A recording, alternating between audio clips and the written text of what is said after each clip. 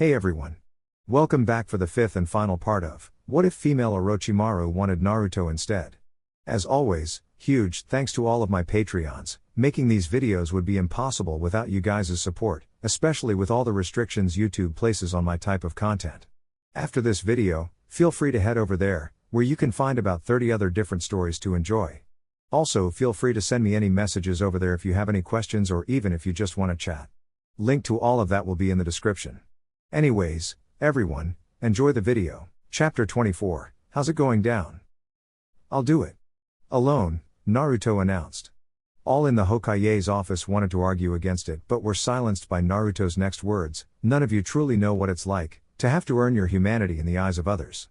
True, you all have reputations because of what you've done but not for what you are.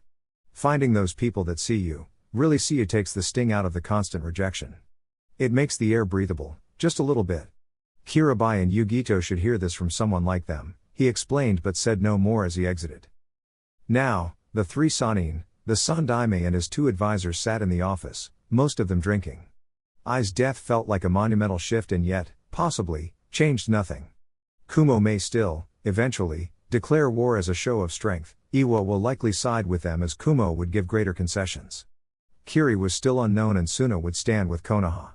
Things would get tense. The war before the war would start soon as the various Anbu factions waged their campaigns. It would bubble over into skirmishes, missions just accidentally overlapping more than they had in a decade. Then, one significant act, one valuable piece would be lost and war would begin. Wars are neither won nor lost but endured, regretted and repeated. Tobirama-sensei said that to me a week before he sacrificed himself, Hiruzen said. He'd thought he'd gotten away, that by neutralizing the Akatsuki he'd never have to truly contemplate war again. The room fell silent once more but there was no denying this had become a war council. I know we were all thinking it and waiting for Naruto to leave so we can discuss it frankly, what is to be done with the Jinchuriki? They were here to keep A in line but that's moot, Homura stated. Extract the Baijuu, that'll be the cost for Kumo's attempt on Tsunade's life and the failed invasion, Koharu answered. Ho ho ho, extract them, she says, Jiraiya responded in mock joviality. If it were easy, every village would do it and we'd just stop making Jinchuriki. You have two people who could potentially do that and I feel confident in saying neither of us will reseal a Baijuu into a tea kettle, let alone another person. Jiraiya knew he was on dangerous ground. It was unwise to tell the Hokage what he would and wouldn't do but Naruto wasn't the only one that learned on their training trip. He understood why Minato did what he did but the cost was high, maybe too high, to do a simple tactic. Now is not the time to be soft, Homura said, ignoring Jiraiya's statement about the skill required. If Naruto-kun refuses then the matter is settled to my mind, Orochi spoke and the unspoken threat was received. That means killing them is out as the Baijuu would reform here and we can't assume they'll be as amiable as the Kyuubi was. There's also the problem of you only having 5 active duty ninja that could kill Kirabi and one of them, Guy, wouldn't survive the fight, Jiraiya pointed out. He was confident he could bout likely not without great injury. We can't just be reactive, not this time, Koharu argued. She didn't mean to be critical of Hiruzen but Konoha had held its hand out in friendship to be spurned time and time again, it was enough. I agree, Tsunade said. We'll enter into negotiations with Kumo's god Daru-san. While that's happening, we go hard at Iwa. I'll have Shikaku draw up a list of targets, I want them set back a decade. Only way that happens is if Hiruzen didn't finish the statement. No, Tsunade. Intel shows Daru was in Iwa before the coup. Aniki clearly backed his play if not suggested it. His removal is mission critical. Maybe the next generation can do better, either way, Aniki goes. Even if you get a list of necessary targets, who would you send? All Anbu teams will be dedicated to their own affairs and we can't send an invasion force without Aniki noticing, Homura pointed out. Team Kakashi, Kurenai, and Asuma. They will be given the list and ordered to stay behind enemy lines until the job is done. They'll have frontline combatants, intelligence gatherers, trackers, assassins, and 3 members that managed to pull a job on the Sannin and get away without a trace. The Kazekage will be sending a small unit of his own and will iron out the details when he arrives. Even if they are successful, that wouldn't force Aniki to leave the village, Koharu stated. Hiruzen immediately frowned, the full plan of Tsunade's finally dawning on him. But the decimation of a large attack force he will no doubt send when he receives word of Konoha teams operating right under his nose may That decimation not just led by but possibly defeated at the hands exclusively of Minato's only son. Aniki will be incensed. You ask too much of him, Tsunade. It's no different than when you had us fight Hanzo, the god I'm calmly explained. There were 3 of you, Hiruzen retorted just short of yelling. 3 of you, each an adult and having been a ninja for well over a decade. Trained by me personally. And you still failed. I don't have to justify my decisions to you, Tsunade said, frostily, as she glared at her sensei. If you do this then don't plan on naming Naruto your successor. No sitting cage beside Gaara will trust him and Iwa will hate him more than they ever hated Minato. The cycle will just begin anew. Then no more Iwa is the solution. Maybe no more Kumo? Orochi offered in all seriousness. Just because these villages do exist doesn't mean they must continue to do so. If Tsunade's plan is such a bad one then I say why not eradicate Iwa?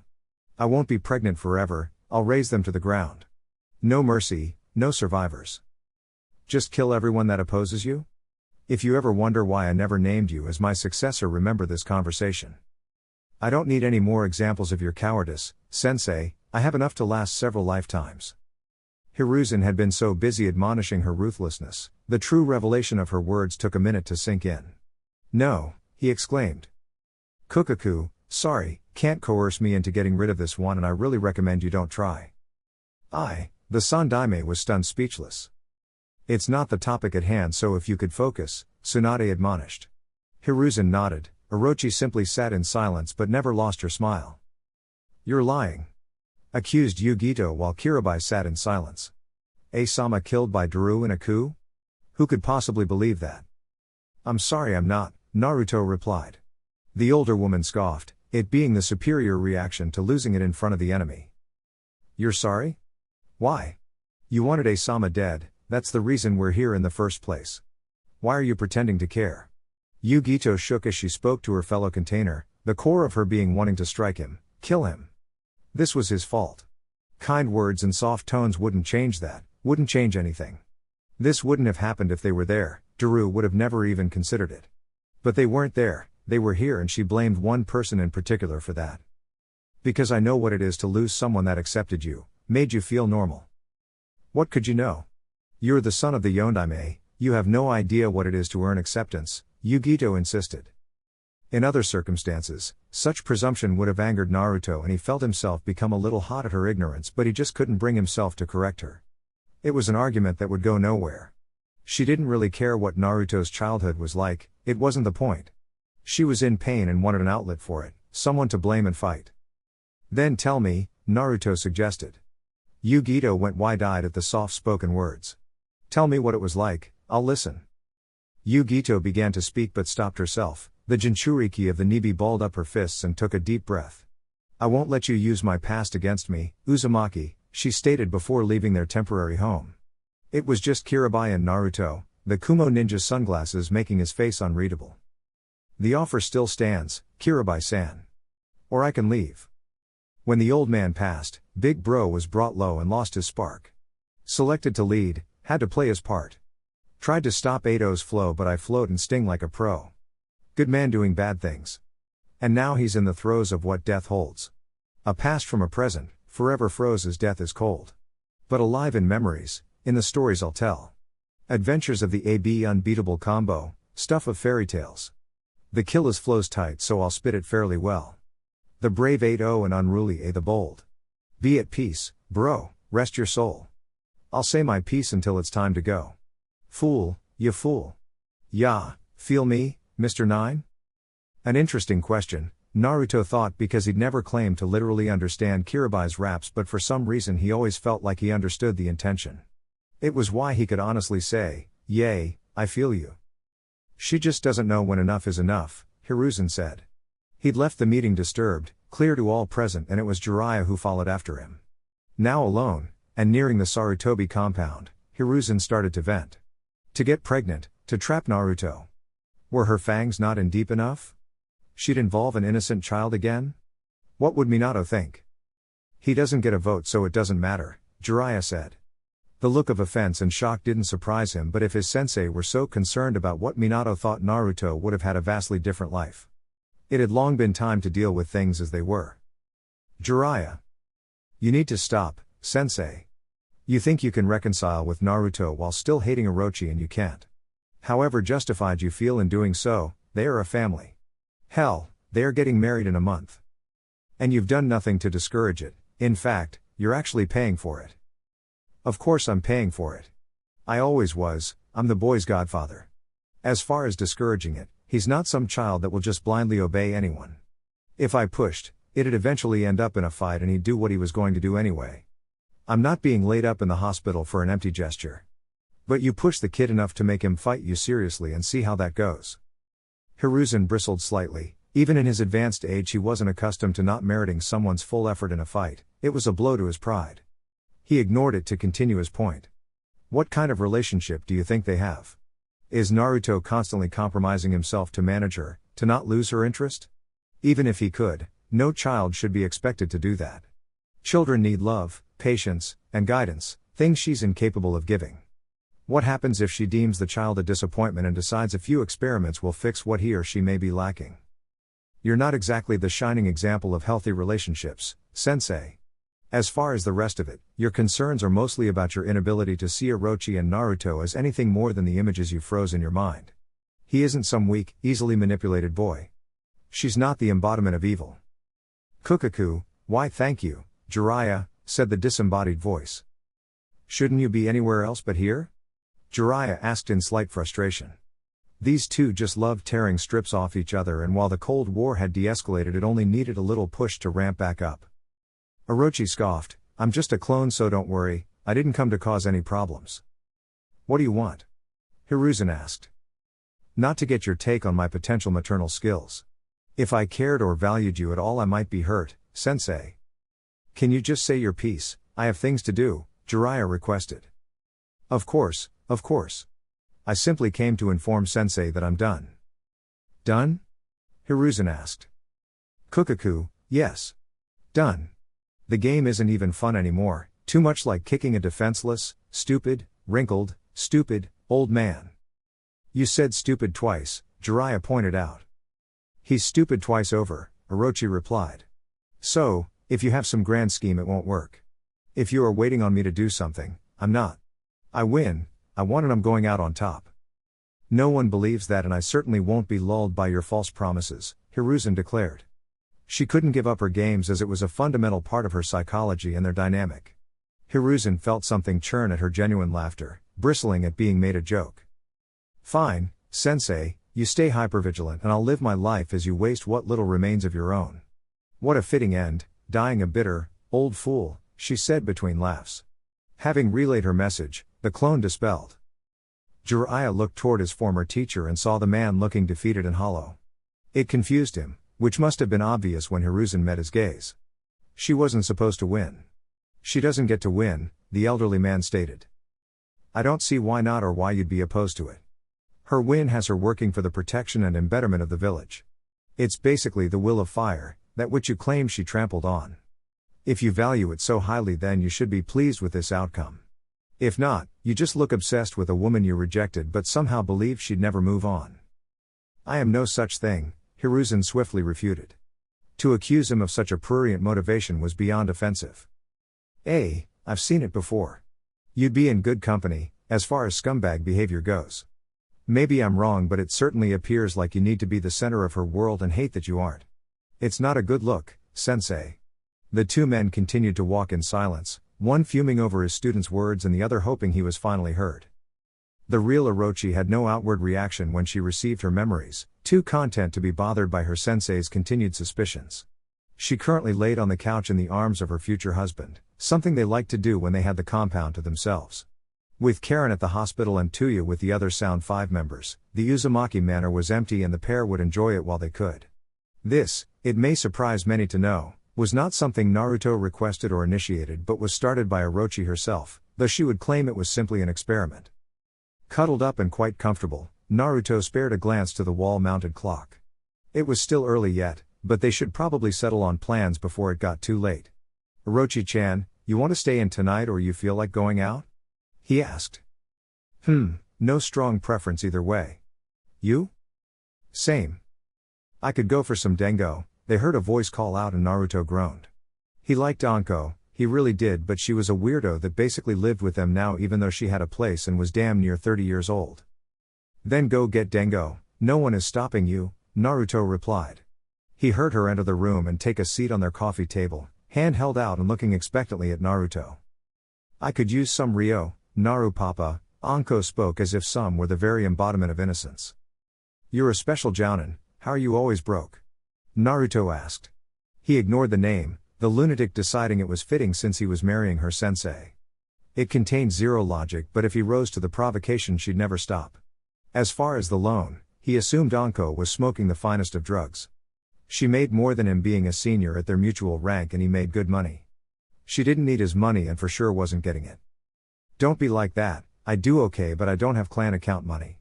Just slide some Ryo over to Anko and I'll get out of your hair. Naruto looked down to his lover but saw she was enjoying this and had no plans of intervening. He rolled his eyes at her smile, everyone was feigning innocence it seemed. No, there's a kitchen full of food, a garden and the most varied orchard ever seen. Just eat something here, besides you need some variety in your diet. Anko rolled her eyes, she didn't only eat Dengo but it was her favorite and he could have already returned to his cuddles if he'd simply fork over some coin. I don't want variety, I want Dengo. Then go get some, no one is stopping you. Money please. Kukaku, I could go for some grilled eel, Orochi added. Fine, let me. But I don't want to leave. Naruto just buried his head into the crook of her neck while muttering about Shikamaru being right. She felt when he resigned himself to his fate, trying her best not to laugh. I'm going to go get everything I need to make all this here but you, Anko-chan, are going to help me. If I have to bribe you with Dengo I'm not rolling all those things out by myself. Wait, you know how to make Dengo? Don't you? Naruto asked in disbelief, it wasn't exactly hard. Of course not, I buy the Dengo. I eat the Dengo. Naruto looked down to Orochi and asked, how attached to her are you really? Very, the white snake answered. Troublesome. Well, I'm off, Naruto proclaimed and gave Orochi a peck. Anko whopped at the sight and felt Naruto tap her thigh as he told her, shut it, you, as if embarrassed. It took no time for Naruto to slip his sandals on and be out the door. Anko's laughter ended when she was suspended in the air out of reach of everything and with no way to get down. What the shit is this? It seems Naruto-kun was having some fun with Jitten, Anko-chan, Orochimaru calmly explained as she reached for a nearby book. Aren't you going to help me out here, sensei? Anko asked as she hung helplessly in the air. Orochi looked at Anko from over the top of her book dryly and asked, why would I do that? Anko looked at her as if the answer was obvious, the snake Sanin laughed in response. Maybe the next time you find us cuddled on the couch you'll have the good sense to go do something else. Treat this as a teachable moment, Aw, come on, sensei, Anko exclaimed, limbs swinging aimlessly in the air. She looked like a baby throwing a tantrum which only made Orochi laugh even harder. Hello, son, Minato greeted with sincere warmth. Naruto looked around, confused as to where he was. It appeared to be a nice but humble apartment, his father sitting in a blue chair that matched the couch he was lying on. Is this a dream? Naruto asked in confusion. Bagheera said the elixir he drank would help resolve his internal dilemmas but he wasn't sure a dream would do it. No, not a dream. It appears your summons have an interesting connection to the Pure Land but I wouldn't claim to understand it perfectly. Sure beats the Shinigami's stomach. Naruto popped up and looked at his father, the fourth Hokage, it all felt surreal. He had so many questions, so much he wanted to know. He didn't know how long he'd be here, it was hard to organize his thoughts. He felt his chest tighten as his thoughts raced, there was too much to process and likely very little time. Naruto felt an arm on his shoulder, Minato having closed the distance between them in a blink. Just breathe, son. Just breathe. Naruto nodded and slowly did just that. Minato smiled when he saw his only child start to relax. When Naruto collected himself he asked the question he'd longed to know since he was a child. Why? Why him? Why use the Reaper Death Seal? Why sacrifice himself? When the Kyuubi was released from your mother even after everything I did to prevent it, when I learned it was Madara Uchiha that was responsible I took it as a sign. The world would need someone with great power to combat such a threat, greater than any of the Hokage and if you could harness the Kyuubi's strength that person could be you. I believed you were the child Jiraiya had spoken of. If you couldn't stop Madara what prevented him from coming to get me when I was a child? You put a target on my back, what kind of parent does that? Not a very good one, Minato joked, but in my defense, I'd only been one for a few minutes. Seeing his humor wasn't landing, Minato changed his approach. I knew your life would be filled with hardship because of your status. I didn't think Hiruzen would allow Danzo to do what he did nor steal from your inheritance. I just believed you'd be able to endure those challenges and become something special. Suffering doesn't make you special, it just makes you suffer. I was alone and you did that to me. You sent me to hell and you think you did a good and noble thing? You're just like Jiraiya and the old man. You talk a good game but ultimately you didn't want Konoha to not have a Jinchuriki and sacrificed your kid in the process. He was angry with and tired of people who grand ideologies leaving the work to others. Not just Jiraiya and Hiruzen but Ito as well. Minato looked down in shame. He'd been so sure of his actions, he always was, as it was the trait that allowed him to press forward. But seeing Naruto's pain, hearing the resentment in his voice hurt more than the Kyuubi's claws ever could. However, there was one thing Naruto was wrong about and Minato needed him to know. I didn't seal half of the Kyuubi in you for the village. Your mother hated being a Jinchuriki. She wasn't told what was going to happen to her until well after she'd arrived. She never fully forgave Mito nor Hiruzen for that, for taking her away from her family for a village that wasn't her own, even if it did save her life. No, I didn't do that for the village. I sincerely believed, Kyuubi or not, you were to be the child of prophecy and I thought the Kyuubi would help with your trials. The Kyuubi being released was a cataclysm, there's no other way to describe it, and I didn't think any ninja could fight someone that could unleash that upon the world without a lot of help. I made many assumptions. I thought Jiraiya and Kakashi would be a regular presence in your life. I thought Hiruzen's will of fire would extend fully to my son without exception. I thought so many things that turned out not to be true. I am truly sorry, Naruto. Sorry that my belief wasn't the wind beneath your wings but a boulder on your back. Sorry for the pain I caused you. And I'm so sorry that you see my last acts as me being a Hokage instead of a father. So much can be blamed on the chaos of the night, of knowing Kushina was going to die and having failed to protect her, but it wasn't right to put so much weight on you, especially when I wasn't there to help you manage it. I still believe in you. In you, son. But I won't hold you to an unfair expectation, I won't burden you with that prophecy. No matter what you do from here on, I'll always love you. I'll only ask that you be the best man you can be, and when you have a child be a better parent to them than I was to you. Naruto stared at his father with wide, watery eyes. He didn't know what to say. While he hadn't lied, some part of his rant was misplaced anger at recent events, but his dad had apologized. For others, there was always an excuse, and while his father laid out his thinking, it didn't feel like he expected Naruto to forgive him on his justifications but understand why he did what he did. He felt validated in a way he hadn't previously, seen in a way he hadn't before. He felt lighter, he felt good.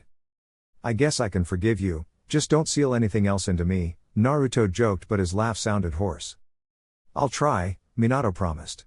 The two would talk for what felt like hours, from Fuinjutsu theory to childhood misadventures or anything else they could think of, and while the time together was much too short, Naruto healed a part of himself he hadn't known was broken. Even Minato's final words were a much-needed salve to the adolescent Jinchuriki. If you should ever start to doubt yourself, feel you've lost your path, just know your mother and I are rooting for you, so keep pressing, Naruto. Your potential is so much greater than you realize, it would be a shame to stall now. When you think you're hit a wall, go harder. When you think you've run out of road, go further. Only then will you truly know what kind of ninja you want to be. Naruto-kun? The sound of Orochi's voice pulled Naruto from his memory.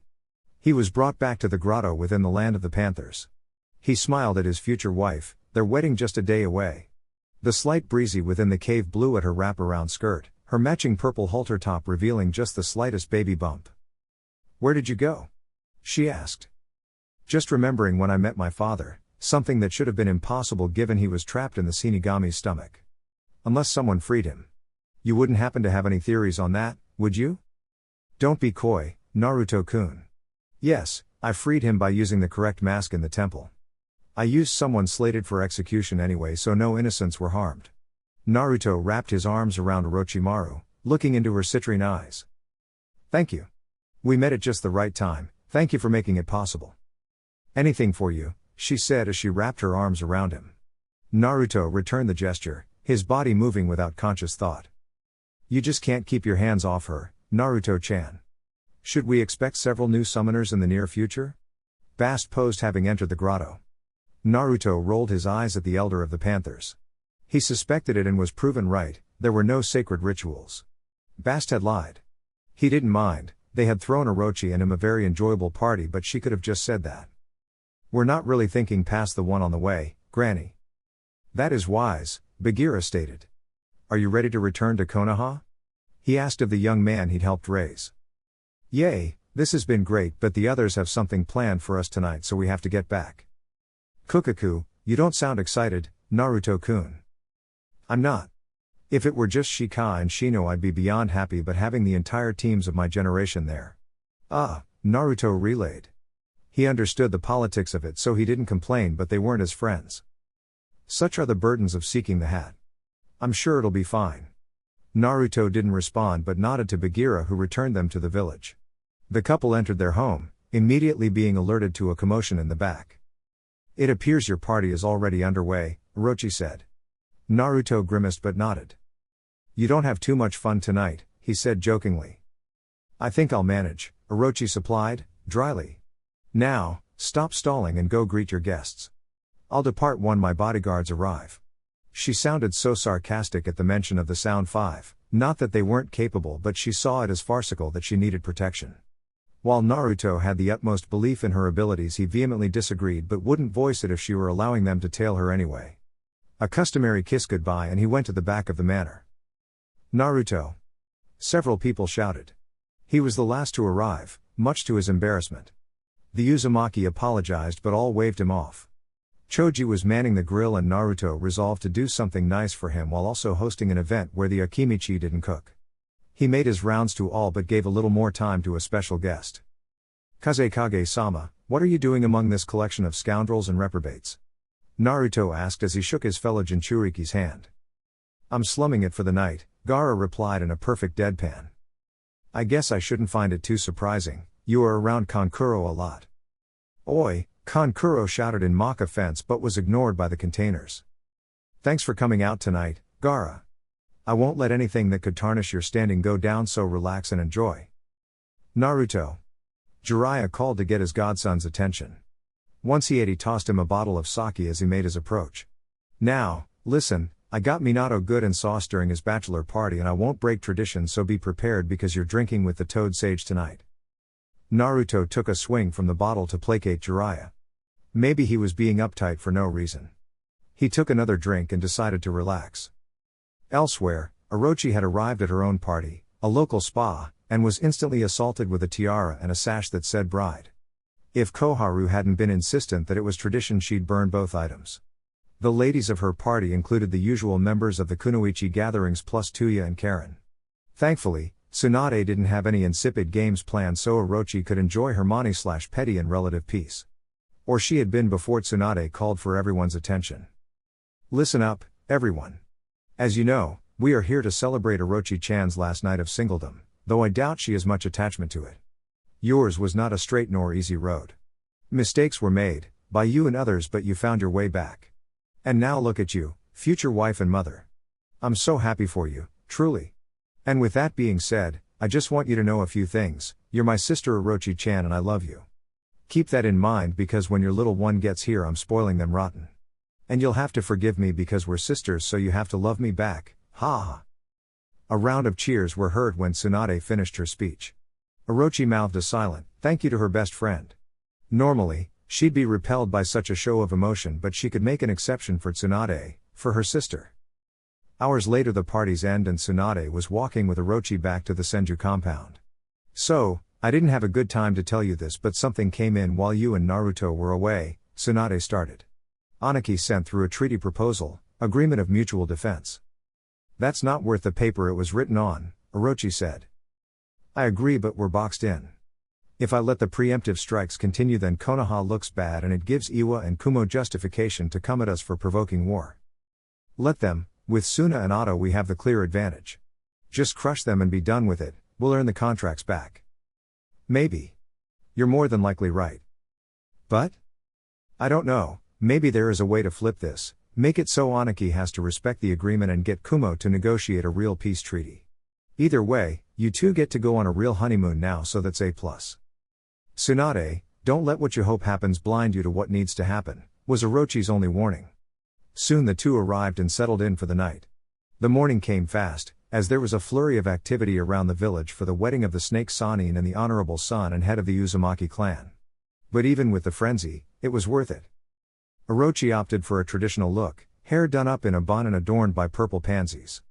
Her red Iro uchi cake was decorated with purple and gold snakes as well as several floral patterns. Naruto opted for the traditional wedding attire but wrangled his spikes into a single high ponytail.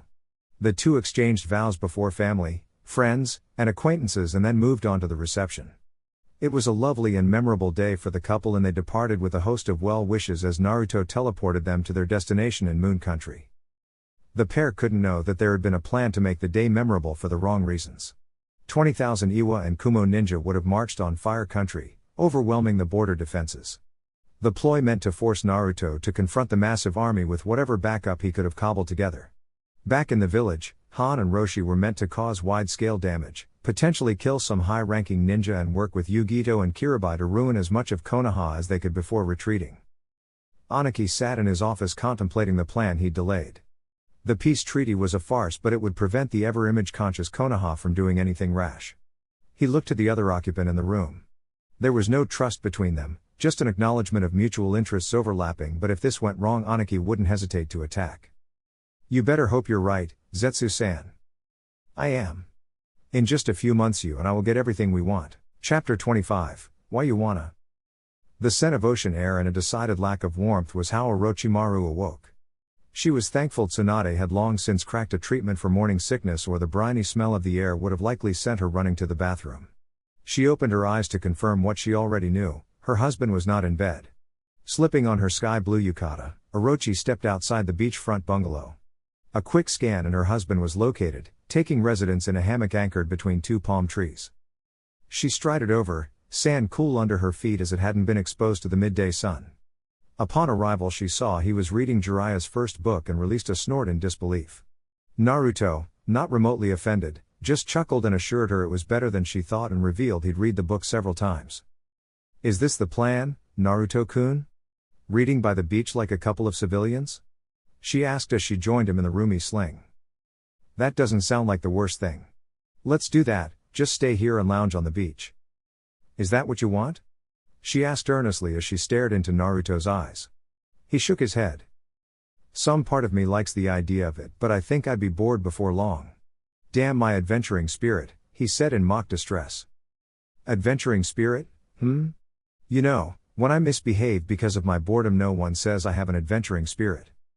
Should have invested in a ninja publicist, dear. That was my mistake? You neurotypicals are good for something, I'm glad I keep so many around. But I'm special, right? Oh baby, you're my world, Orochi said but couldn't fight the eye roll as she said it. She was swiftly lifted out of the hammock, Naruto's speed taking her by surprise. She realized where he was headed and felt the need to warn her spouse of his mistake. If you throw me into the sea I'm going to beat you up. Naruto stopped and gazed into her eyes with uncharacteristic intensity, remaining silent for several seconds before asking, You promise? As he beamed. You have picked up one of Jiraiya's bad habits. She was shaking in his arms from him laughing so hard. No, I'm decidedly not into getting attacked by irate women. Besides, Hinata, I wasn't going to throw you into the water. I was going to ask if you felt up for a little tour, Naruto style. And what does Naruto style involve? A bird's eye view, he answered as they reached the edge of the shore. Naruto flared his chakra and a large clay hawk emerged from underneath the water. Did you really hide that there just for some big reveal? Pretty fly, right? He asked with a 1,000-watt smile. I respect the showmanship, Orochi said before kissing him on the cheek. Sure, I'd like a tour. Awesome, T-by-O. The two settled on the construct and took off. Waters parted in response to the takeoff speed of the artificial bird. It was not the array of colors in the early morning sky that stood out to Orochi, nor the sea life just peeking at the surface of the water that captured her. It was the exhilaration, the sense of freedom that flying imparted. They weren't going very fast nor were they incredibly high up, not much above Manda's height. It was the feeling of untetheredness, of flouting the rules of gravity even more than ninja normally did. That she experienced it with her maelstrom made it all the more enjoyable and she wondered if learning Bakuten should be her next endeavor, after she mastered that pesky Rasengan. You two come down for breakfast, Shikaku said to his son. Shikamaru looked around sarcastically, pointing out that he was clearly alone. Shikaku crossed his arms at the challenge. In truth, no, he hadn't seen through Shikamaru's genjutsu, it was subtle and very well done. He hadn't needed to. The problem with 16-year-olds is they all assume they were the first 16-year-olds to ever exist, so all their tricks are novel and unknown. Hate to break it to you, son, but you aren't. And even if you were, remember I'm the Jounin commander for a reason, fuckhead. Now, come to breakfast so your mom doesn't throw a fit, said Commander, closed the door, and promptly snickers could be heard. You just got sunned, Shika. Ha ha ha, laugh it up, trouble. As I recall, you were the one that suggested we come back here, Shikamaru said as he left his bed, headed toward his closet. Well, I didn't think you'd want to come back to my suite, the one I share with my brothers. Besides, hotel sex makes you feel like a whore. Excuse me? Shikamaru asked in shock. Yay, like my on-call gigolo just waiting for his mistress to summon him. And it's fun at first, but I worry about my respect for you. You're the most troublesome woman on the planet, and it isn't even close. There's no way I'm more troublesome than Orochimaru.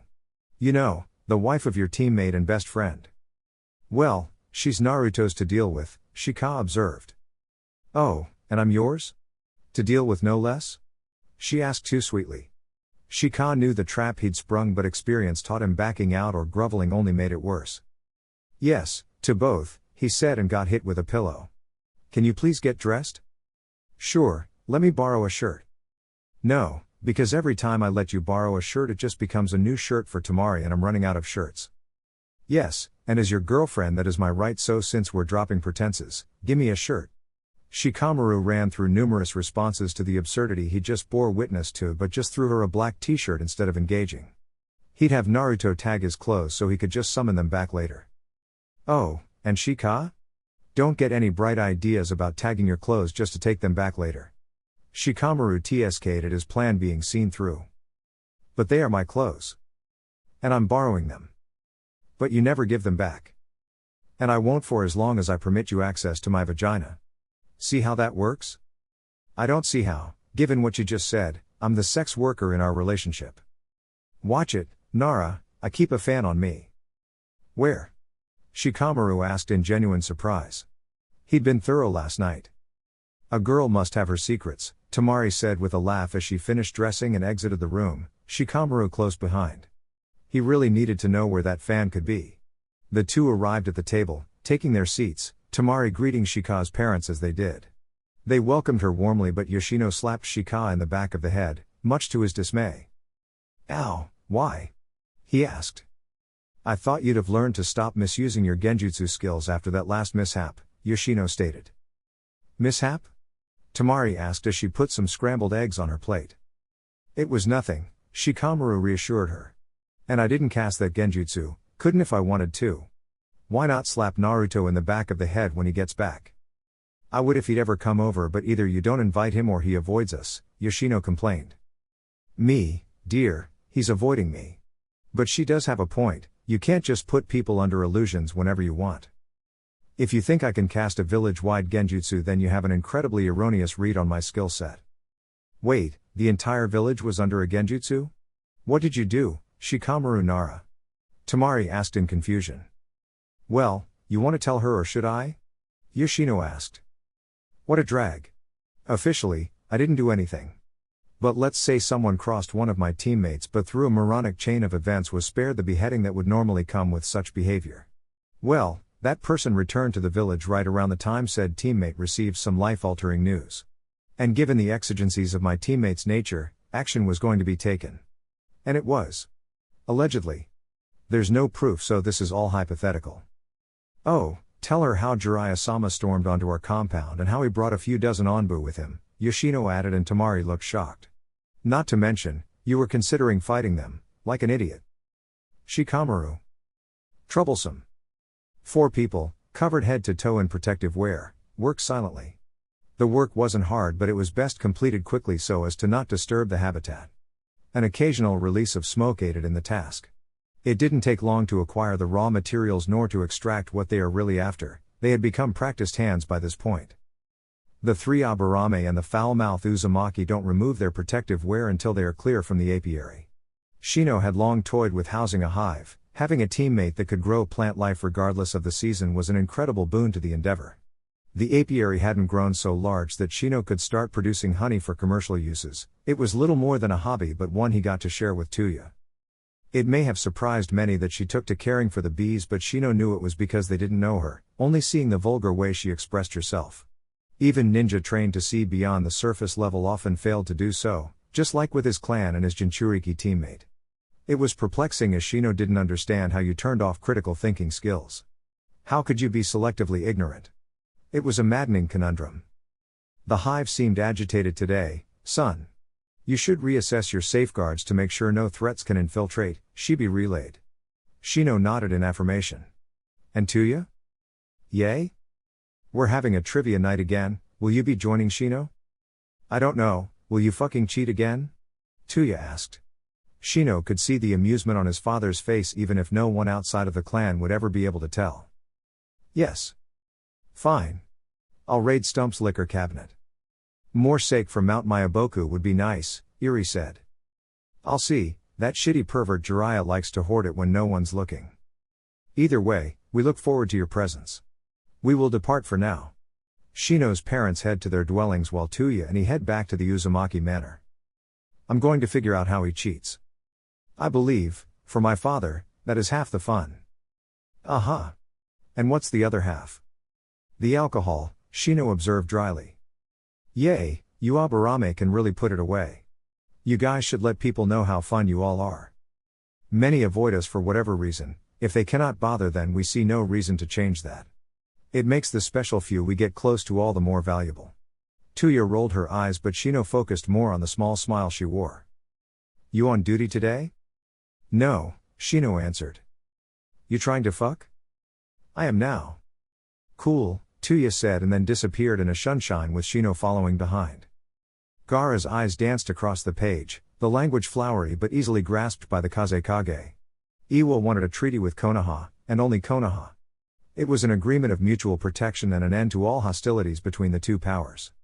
It mentioned nothing of Suna, and Gaara didn't have to think long about the potential consequences. Border skirmishes or a coincidental uptick in the number of missions that saw Iwa and Suna ninja standing in opposition. It would only take the wrong, or from Anaki's perspective, right incident to trigger a larger conflict. If Anaki declared war on Suna, Konoha could side with Suna or with Iwa, who was also allied with Kumo. Whatever the just decision was, the smart decision would be to either sit it out or side with Iwa. It would make sense in the short term but would leave Konoha outnumbered when the other two villages turned on them. Another alternative was for Gaara to put his people on high alert and watch as Iwa slowly chipped away at them, while the prolonged period of alertness burned out his ninja and left them in a vulnerable position.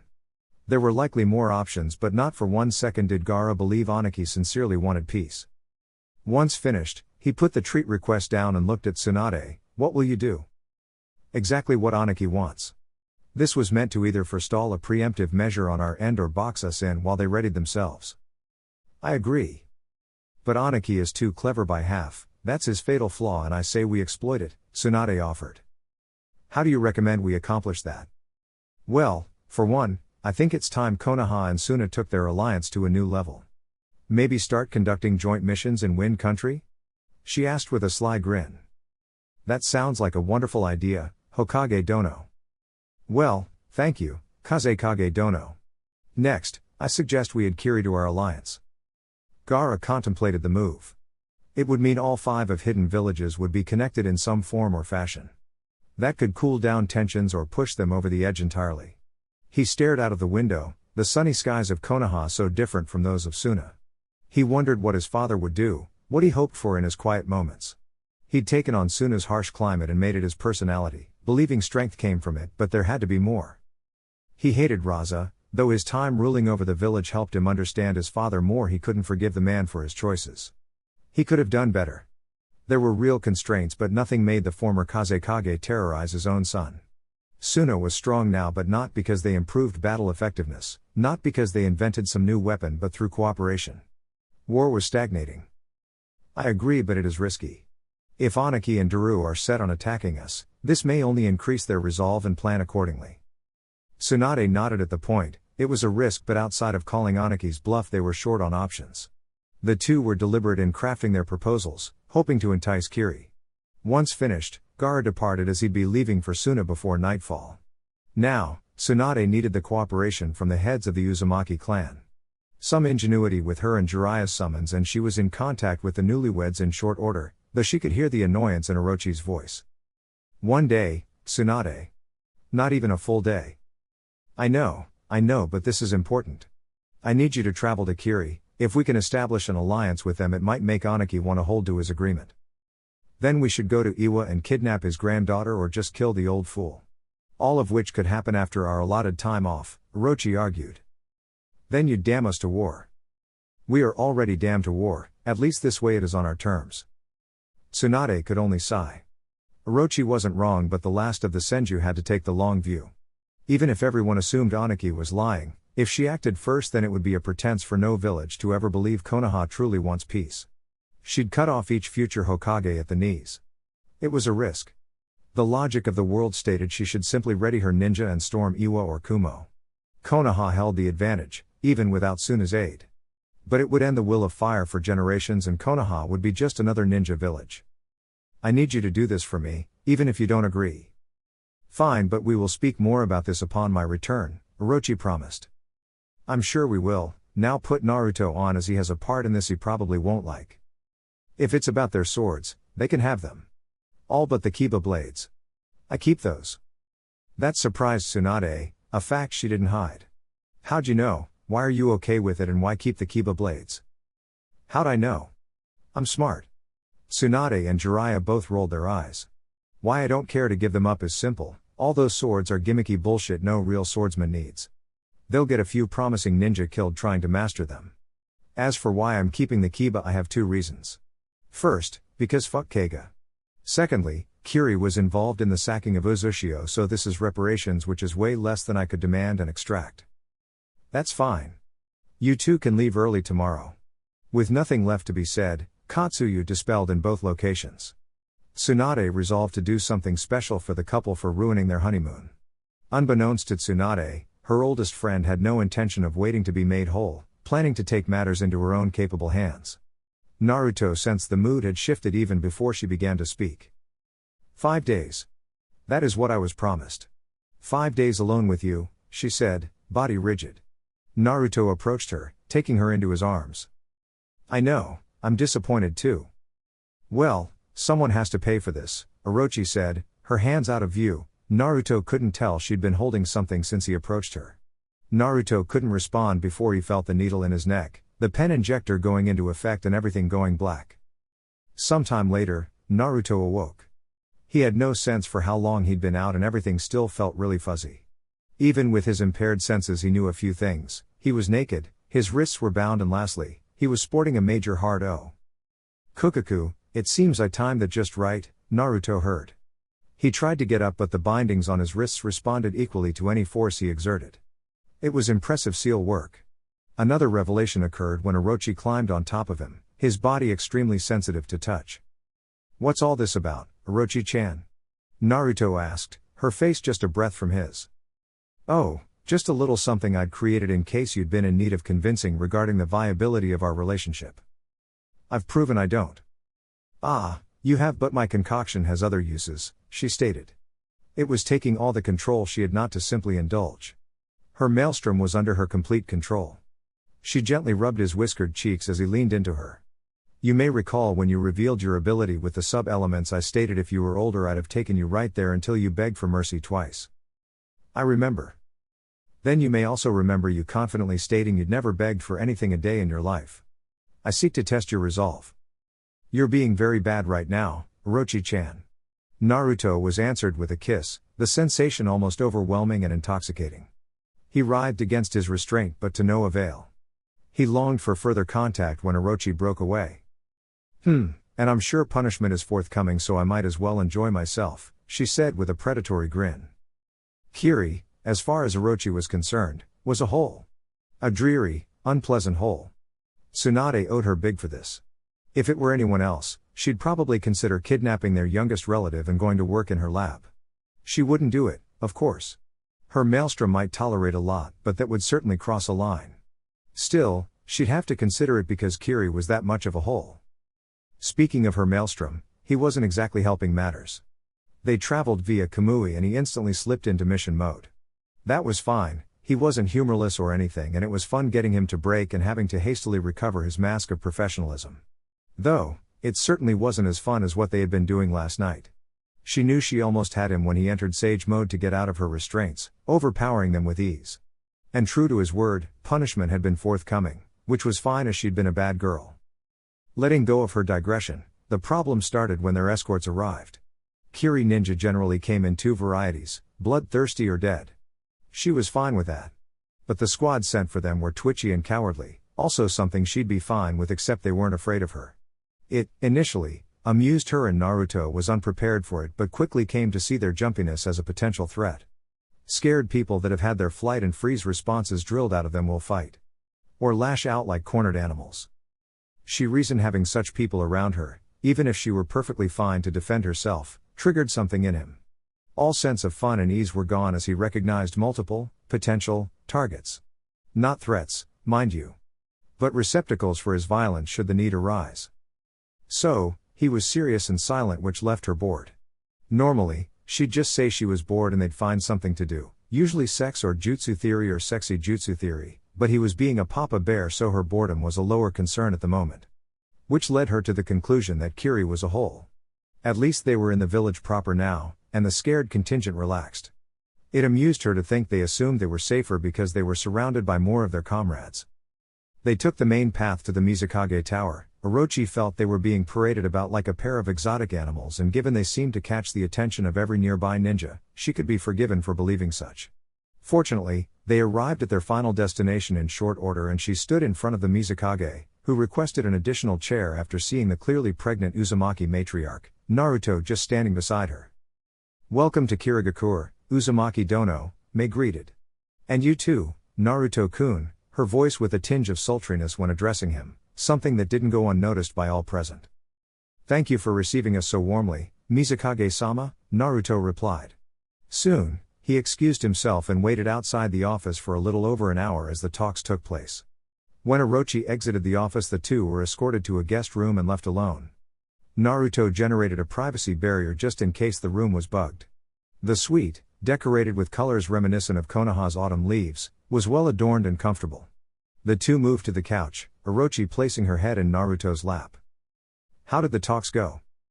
"Waste of time. We won't be reaching a deal." "Oh. Why?" "There is still some unrest here. A segment of people actually prefer the isolationist, bloody mist days. Enough where she can't treaty with us without jeopardizing her position." "That is unfortunate. And nothing can be done?" "Kokaku, if we could remove a trio of elders who are causing the most trouble and have the most political power, then sure, she'd consider it. But it'd have to in no way appear to be an assassination." Naruto squinted at that.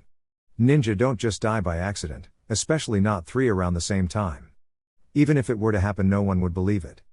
Why would she even request this? To see how desperate Tsunade was to make a deal. By even briefly considering it, I'd have broadcasted weakness. Outright refusal shows this is something Tsunade would like to happen but not necessary. And had I said yes, assuming it were possible, the Mizukage would have us compromised for the duration of her reign. Though, had she continued to flirt with you, hers would be the shortest tenure of any Kage in history. Naruto merely grunted, not exactly appreciating the Mizukage's actions. "Well, we can depart soon enough and have little to nothing to do with Mei Terumi." "Kokaku, good. I find this village insipid. I've been bored since we arrived." Naruto raised a single eyebrow as he looked down at his wife. "Really? Really? And what should we do about that? I don't want an international incident because you aren't properly stimulated." Orochimaru hummed as she thought before reaching an idea. "The task the Mizukage wanted to assign us, could you do it, and if so, how?" Naruto chuckled at the question. "Yes, I could. The how, that's a little longer of an explanation. Lucky for you, I'm not going anywhere." "Okay, the short answer is genjutsu. There are some things we can assume about older ninja that have likely seen at least one shinobi world war and one civil war: they drink.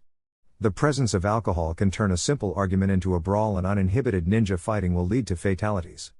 The best way to keep it from looking like a job is by making it look like something no one would question." "I follow, but I assume there's more." Naruto smiled as he answered, "Yep." So to backtrack a bit, I know I said genjutsu, but that's for lack of a better term. What do you mean? Orochi asked, obviously intrigued. I'm of the opinion, and Kurenai-sensei agrees with me, that genjutsu is an incomplete art. That the difficulty in wielding it with any proficiency has left the discipline under-theorized and therefore still in its adolescence as far as development. Just think about it, the Nara and the Yamanaka both utilize yin release techniques and neither require the disruption of the chakra system nor the existence of a chakra system to work. So why is genjutsu, arguably the purest expression of yin release, stuck with such a limitation? Orochi was now sitting up, enthralled in the argument. It did make sense. There were Sharingan genjutsu that could bypass that necessity, but they eluded her, for now, and while the Sharingan gave advantages over others, it didn't mean the feats couldn't be replicated. So, you've been trying to develop illusions that don't require disrupting the chakra system? That would make them more difficult to dispel. Yes, but not just illusions. I know we call them genjutsu, but at their essence they are a manipulation of sensory organs, and often for the sake of an emotional response, fear, distress, heartbreak. But what if you wanted the latter without requiring the former? You could make 3 drunks become agitated or aggressive without it seeming unnatural to any onlookers. And you can do that? Not quite. While working on a technique that would make people turn on their comrades by mistaking them for enemies, I did get better at triggering aggression. That I can do without the overarching illusion, and the effect would be pretty weak. But if they are already intoxicated, they become more susceptible to the manipulation, and since there would be no other signs of genjutsu, no one would suspect outside interference. Orochi slid into Naruto's lap, straddling him with a smirk on her lips. You know, Naruto-kun, I've been distracted by other projects, but I'm starting to think my rival is getting too far ahead of me. Naruto ran his hands up her thighs and let them rest at her waist. You know, since we're married and having a kid and all, we don't have to be rivals. We could probably get just as much done as partners. Colleagues? She whispered in his ear. Associates and the like, Naruto followed up. Kukaku, that's all well and good, Naruto-kun, but I see a flaw in your proposal. And what's that? He asked. If we're always working together, then, at best, I'd be seen as your equal, and I don't play to tie. Orochi soon found herself on her back, Naruto over her looking down. I say this with all humility, Orochi-chan, being considered equal to me will soon be a pretty big deal. I do not disagree, so just imagine the acclaim for when I make you admit I am superior. Naruto smiled at her statement and kissed her in response. Orochi returned the gesture, but soon broke apart as she sensed someone coming and was proven right by the knock at the door. Another team of shinobi had delivered the Mizukage's official response and were there to escort the couple out of the village. Once they'd left the village, and seeing as they had some time to kill, Naruto suggested they go to Nami. They weren't that far, and he did have a bridge named after him. He noted, internally, that Orochi got a little weird as she declined but all but demanded he visit the small nation. A quick flight later and Naruto had touched down on the location of one of his more significant missions. The once impoverished village had seen a turnaround, signs that trade had picked up and they'd managed to remain relatively secure. Naruto was planning to head to a tavern or food stand when Kurama demanded he go to the nearest dock. It was strange, but if Kurama wanted to see a sunset, Naruto wasn't going to fight him on it. He shunshined to the location and began to walk to the edge, but stopped in his tracks. He couldn't be sure of what he was seeing. Sure, it was longer, but no one had a shade. But why here? Out of anywhere? Did Orochi know? Naruto shook off the string of questions and continued toward the edge of the dock. He silently sat next to the person who had already been sitting there. One look and he knew, one look was all he needed. The smile on his face was so wide it likely looked unnatural, and if people mistook for an idiot he wouldn't fault them, nor would he care. His companion, also wearing a smile, much smaller and with a hint of sadness. She briefly looked down and a curtain of midnight blue hair separated them, but it ended as swiftly as it had begun. Impressively, and against their pattern, she was the first to speak. Naruto-kun, was all she said, but the greeting contained multitudes. Hinata, Chapter 26, I used to love her, Hinata's interlude, Death Suits You. Hinata laughed lightly as she gripped the arm of her dear friend, both sitting on the dock looking out to the ocean. She almost didn't believe he was here, and the surroundings were so picturesque she could be forgiven for thinking this was a figment of her imagination, her mind fulfilling the longing for the price she paid for her freedom. It didn't have to be him, it could have been Hanabi-chan or one of her teammates. She missed them all and sometimes wished there was a version of her that could have been true to herself and remained in the village. Konoha was stifling. The Hyuga were restrictive. She could barely breathe, and serving Orochimaru had hardly been a significant burden compared to the demands of being an heiress and daughter to a broken man too proud to admit it. She needed to be unshackled, but it was an exchange, one whose consequences stayed with her daily. She wasn't unhappy, quite the opposite, but she still missed those she'd come to care for, and the lonely boy that could will himself to do the impossible would always have a special place in her heart. She discreetly noticed the ring on his finger, so didn't need to ask about his status. She had one, that was clear. But he wasn't shocked to see her alive, so she must have divulged their deal, which didn't sound like the Orochimaru she knew. Not that she could claim to be an expert on the woman. "I didn't take you as one for gallows humor, Naruto-kun," Hinata observed after her moment of contemplation. He beamed at her, that blinding smile that could melt all but the most ardently unreasonable, which included most of Konoha to Hinata's mind. "I have my moments. But you do look good, Hinata, lighter. A part of me thought you'd be angry, all of you would if you knew. I can't speak for the others, their relationship to the village is so different from mine, but I understand needing to leave. I almost did, several times. How could I fault you for doing the same?" She squeezed his arm a little more. She hadn't been looking for absolution, but his words still moved her. Theirs was an odd friendship, so short, and yet they seemed to get each other. In another life, who knows what that could have become. "You seem happier, too," Hinata responded, and he nodded as he wore a goofy smile. "Orochi-chan and I were supposed to be on our honeymoon but got called away, and I'm going to be a dad soon. How cool is that? And I have a goddaughter, Mirai-chan. Well, Shino and I all share godfather duties, but I'm going to be the favorite. Kurenai-sensei keeps forbidding me from teaching her high-level techniques too soon, as if I'd have her whipping S-rank genjutsu at 9 or something," Naruto rambled. Hinata quirked her brow as she'd seen how he trained himself, and he was not one for restraint, which she pointed out. Naruto laughed and scratched the back of his head but couldn't deny the charge. He shared stories of his travels with Jiraiya, of his time back in the village, and most importantly, at least to Hinata, that he'd be assigned to Hanabi as her elite trainer. "My father is allowing this?" she asked in genuine shock. "Unless Hanabi has an alternate means of earning money, I'm pretty sure he's doing more than allowing it, 'cause I don't come cheap," Naruto joked. "Anyway, yes, he's supporting Hanabi's ambitions. Losing you changed him, and the guilt is making him proactive." "Guilt?" Hinata asked. She may have a low opinion of Hiashi, but not so much to erase his humanity entirely, but she hadn't expected he'd feel guilty. She figured he'd see it as proof he was right. "Yay. I won't claim to understand him to any significant degree, but I think people become so unaware of the limits of the status quo that any deviation feels like a grand rebellion, so they try to stop it, especially in their children. But when you lose that child, you realize the real earth-shaking change isn't them being different from what you expect, but them no longer being there. In the two people I've seen this, and they were both fathers mourning the loss of daughters and kicking themselves for learning their lessons too late." "So, he can finally change after he thinks I'm dead? What am I supposed to do with that?" she asked heatedly. "No idea," Naruto answered honestly. "I've had many people try to advise me on how I should feel about the village, about the Sandaime, about my life. They all meant well but could only understand my perspective so much. If how you feel doesn't blind you to everything else, then it really isn't anyone's business. He gaslit me for most of my childhood. Without the outside training I received, I would have believed I was worthless. I'm happy Hanabi-chan won't have to endure that, but I can't forgive him for being a bastard when I needed my father." Naruto said nothing as he leaned into her. Not liking the shift in mood, Hinata resolved to change it in the subject. She found it easy as she recalled an important detail he shared. "Boy or girl?" she asked. "Dunno yet, I have to wait a few more weeks, and it has been torture," he said dramatically. "Poor thing," Hinata said as he chuckled. "Do you have a preference?" "Not strongly, but if I had to pick, I think I'd want a girl," he answered, surprising Hinata. A fact she admitted too. "I thought all men wanted sons for their legacies and to carry their names forward." "Seems like a lot of weight to put on a child," Naruto said, and Hinata could tell for the briefest moment he was somewhere else, a place she couldn't reach.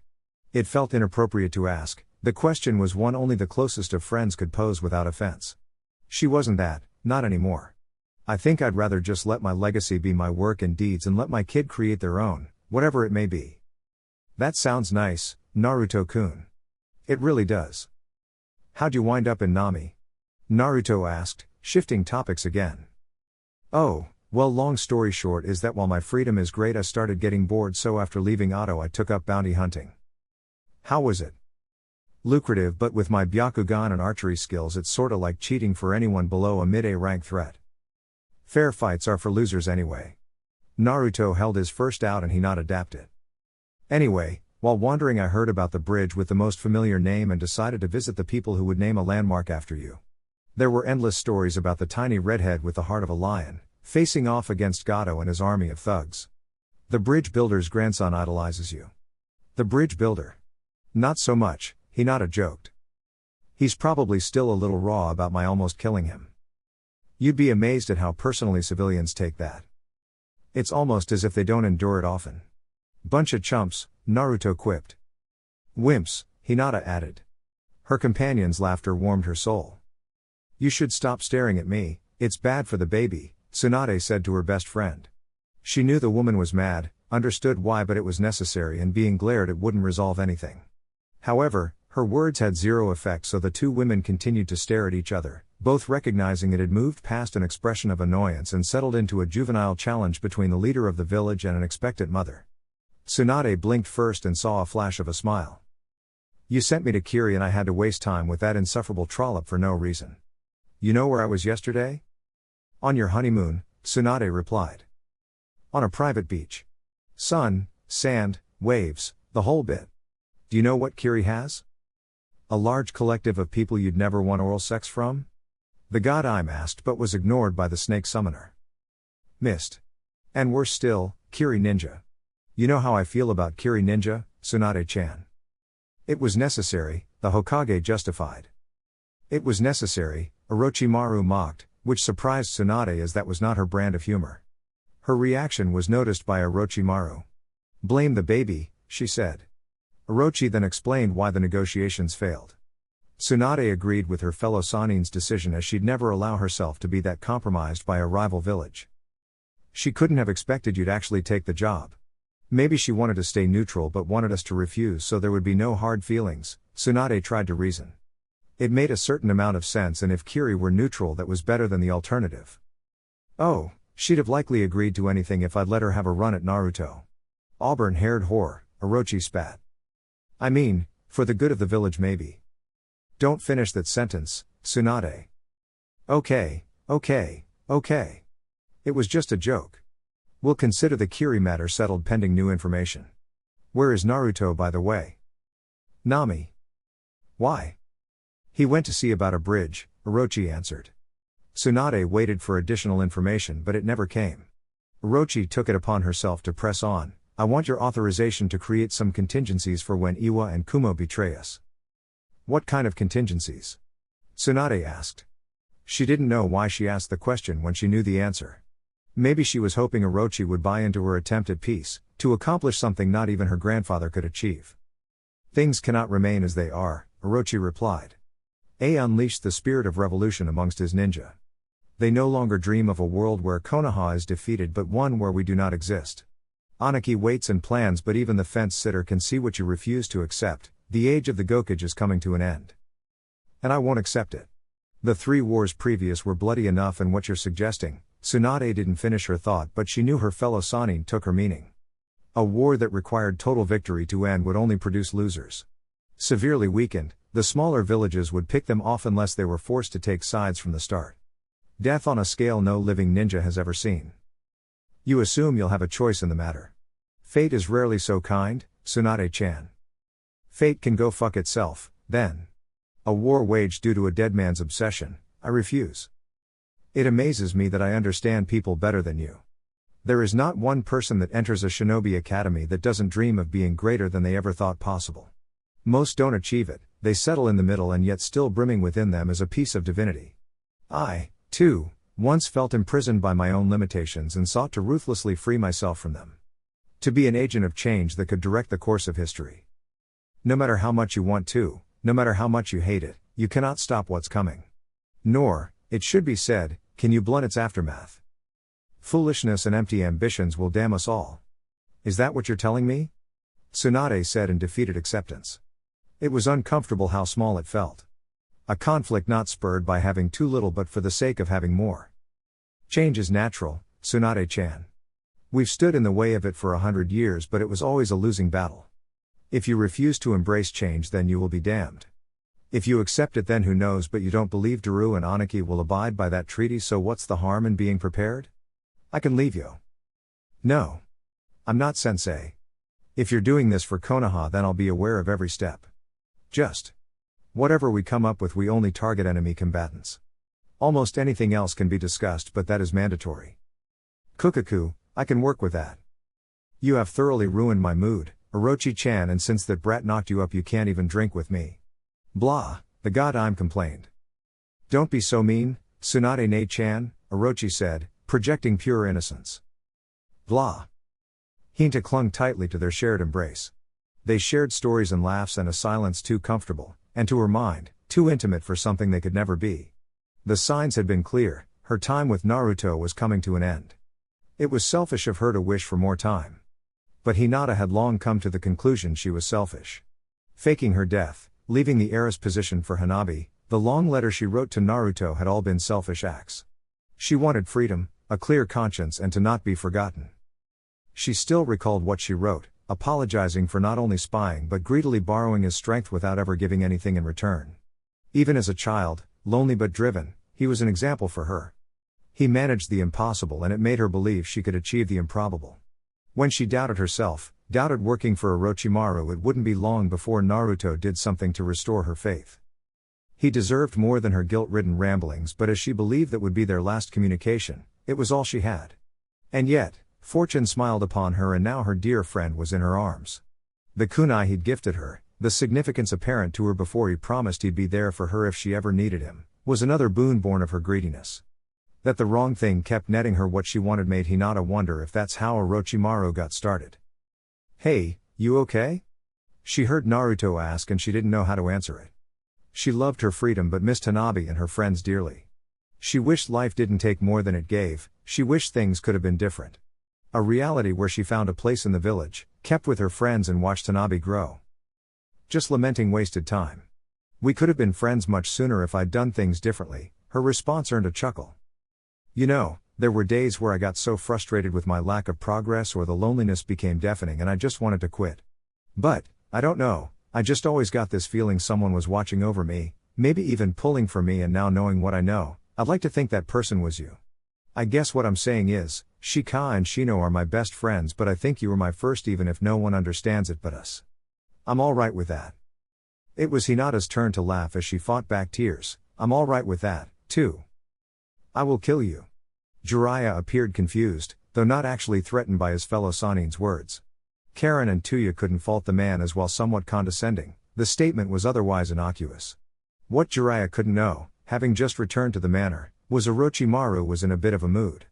The two Uzumaki knew the warning signs, but when she demanded, in a clipped tone no less, that Naruto go shower and change because he reeked of her, they knew they had to tread lightly.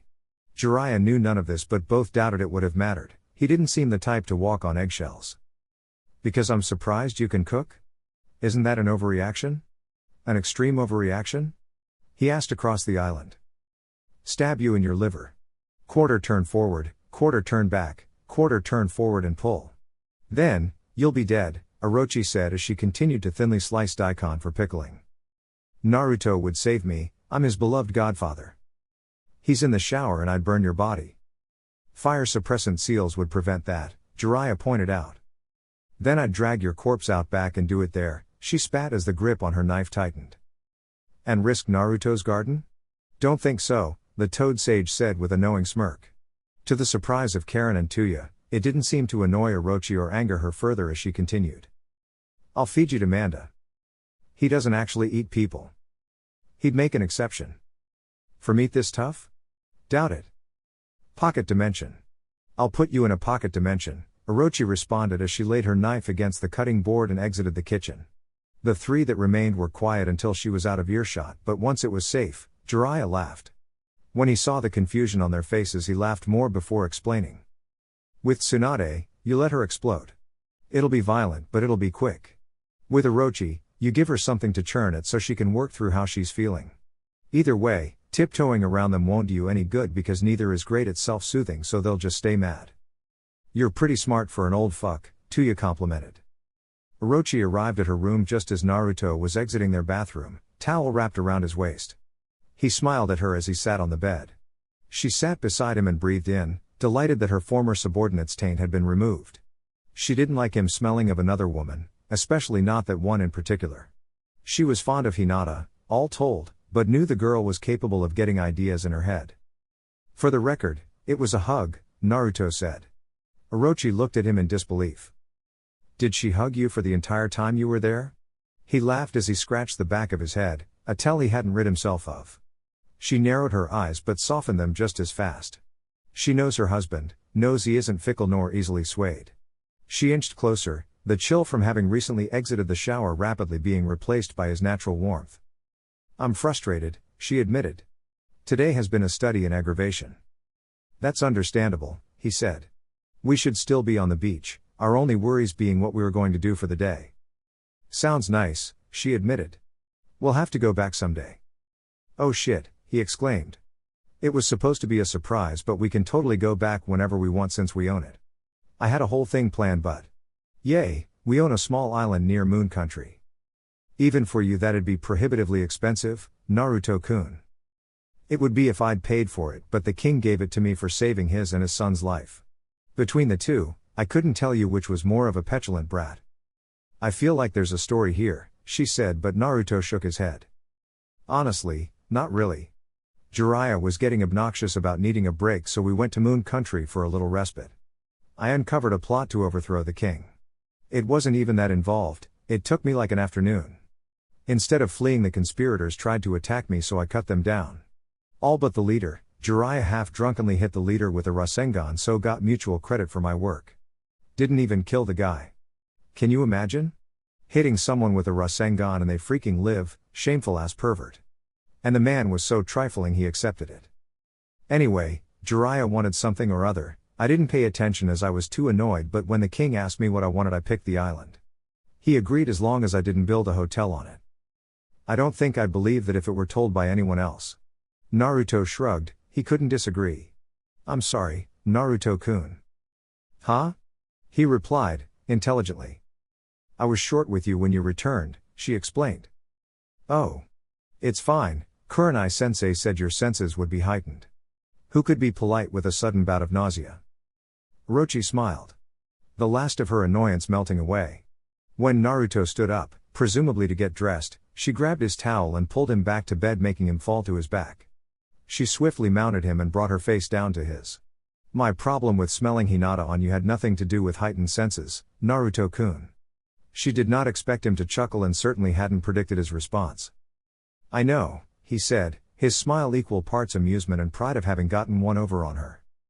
I'm going to get you back, she whispered, only causing his smile to widen. You promise? He asked in faux innocence. No one was surprised when the couple didn't come down for dinner until an hour later. 4 months later. Quickly but discreetly start moving the civilians and Jinan to the shelters, Daru ordered. Hi, answered Mabui as she departed in a shunshine. The Raikage Tower was a flood in action, finely trained and well-honed ninja almost slipping into chaos. Plans were hastily being drawn and discarded. His spec. Ops. Commander busily trying to find the right protection detail for Daru's journey and back in the office. And through the storm of activity, Daru had to project a calm he was not feeling. In his Raikage robes, he strode through the village. One reason, to give his people confidence that nothing was wrong. Second reason, to give his ninja time. Time to collective themselves, time to prepare for the trial ahead. A third reason, to buttress his resolve. As countless people greeted him, Daru remembered why he'd done this. For so long, he'd felt out of step with his comrades and former leader. Whereas they thought A had the right idea but the wrong execution, he firmly believed both were mistaken. But A, for all his faults, knew how to inflame the passions of his people. He played to their pride. He crafted a narrative. He promised them more. They were proud warriors long denied victory, conquerors long denied conquest. A cage ruled absolutely, but he still needed the consent of his people, and as much as Daru wanted to cease the path they were on, he knew it would have eroded his support. Without Kirabi and Yugito, they needed to be a united front. Steadfast. Resolute. It meant he had to go against himself. He had to embrace the losses that were coming. He had to trust Aniki, something he was loath to do. Most of all, he had to spin Konoha as the bane of their existence. The reason they hadn't reached their long-promised glory.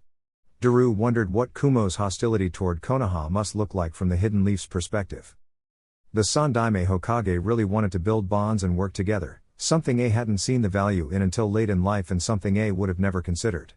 Tsunade was less ambitious but more realistic. Her aims could be summarized as, just leave us the fuck alone, sheesh, but the antipathy was bone deep. One ninja had come face to face with the AB tag team and allowed them to leave in one piece. One man had stood above a killer of 20,000 ninja over a 3-day period. Konoha's existence mocked Kumo. Their victories, their prodigies, their lush surroundings. Most every Kumo ninja found the Hidden Leaf offensive. They shared stories of a village too solicitous of their civilians. Too soft, barely functioning like a military installation. They weren't ninja in the right way and yet they were always saved by their prodigies. It was no secret that every hidden village thought Konoha was top-heavy, but on a ninja-to-ninja basis, Iwa and Kumo produced superior results. Daru hadn't shared that opinion, or felt it moot, but culture wouldn't be changed in a day. Reikage-sama. He heard a young voice call out and he waved at the young resident while he sensed his protection team coalesce around him. The crispness of the air and the brilliance of the sun briefly entered his mind. Kumo was hard, but it was beautiful and it was his to protect. He made his final approach to the front gate, dozens of Jounin and Black Ops. Ninja hiding, tense but disciplined as the gate guards stood confused. Daru walked past them and welcomed their visitor. You honor us with your presence, Uzumaki Naruto-san.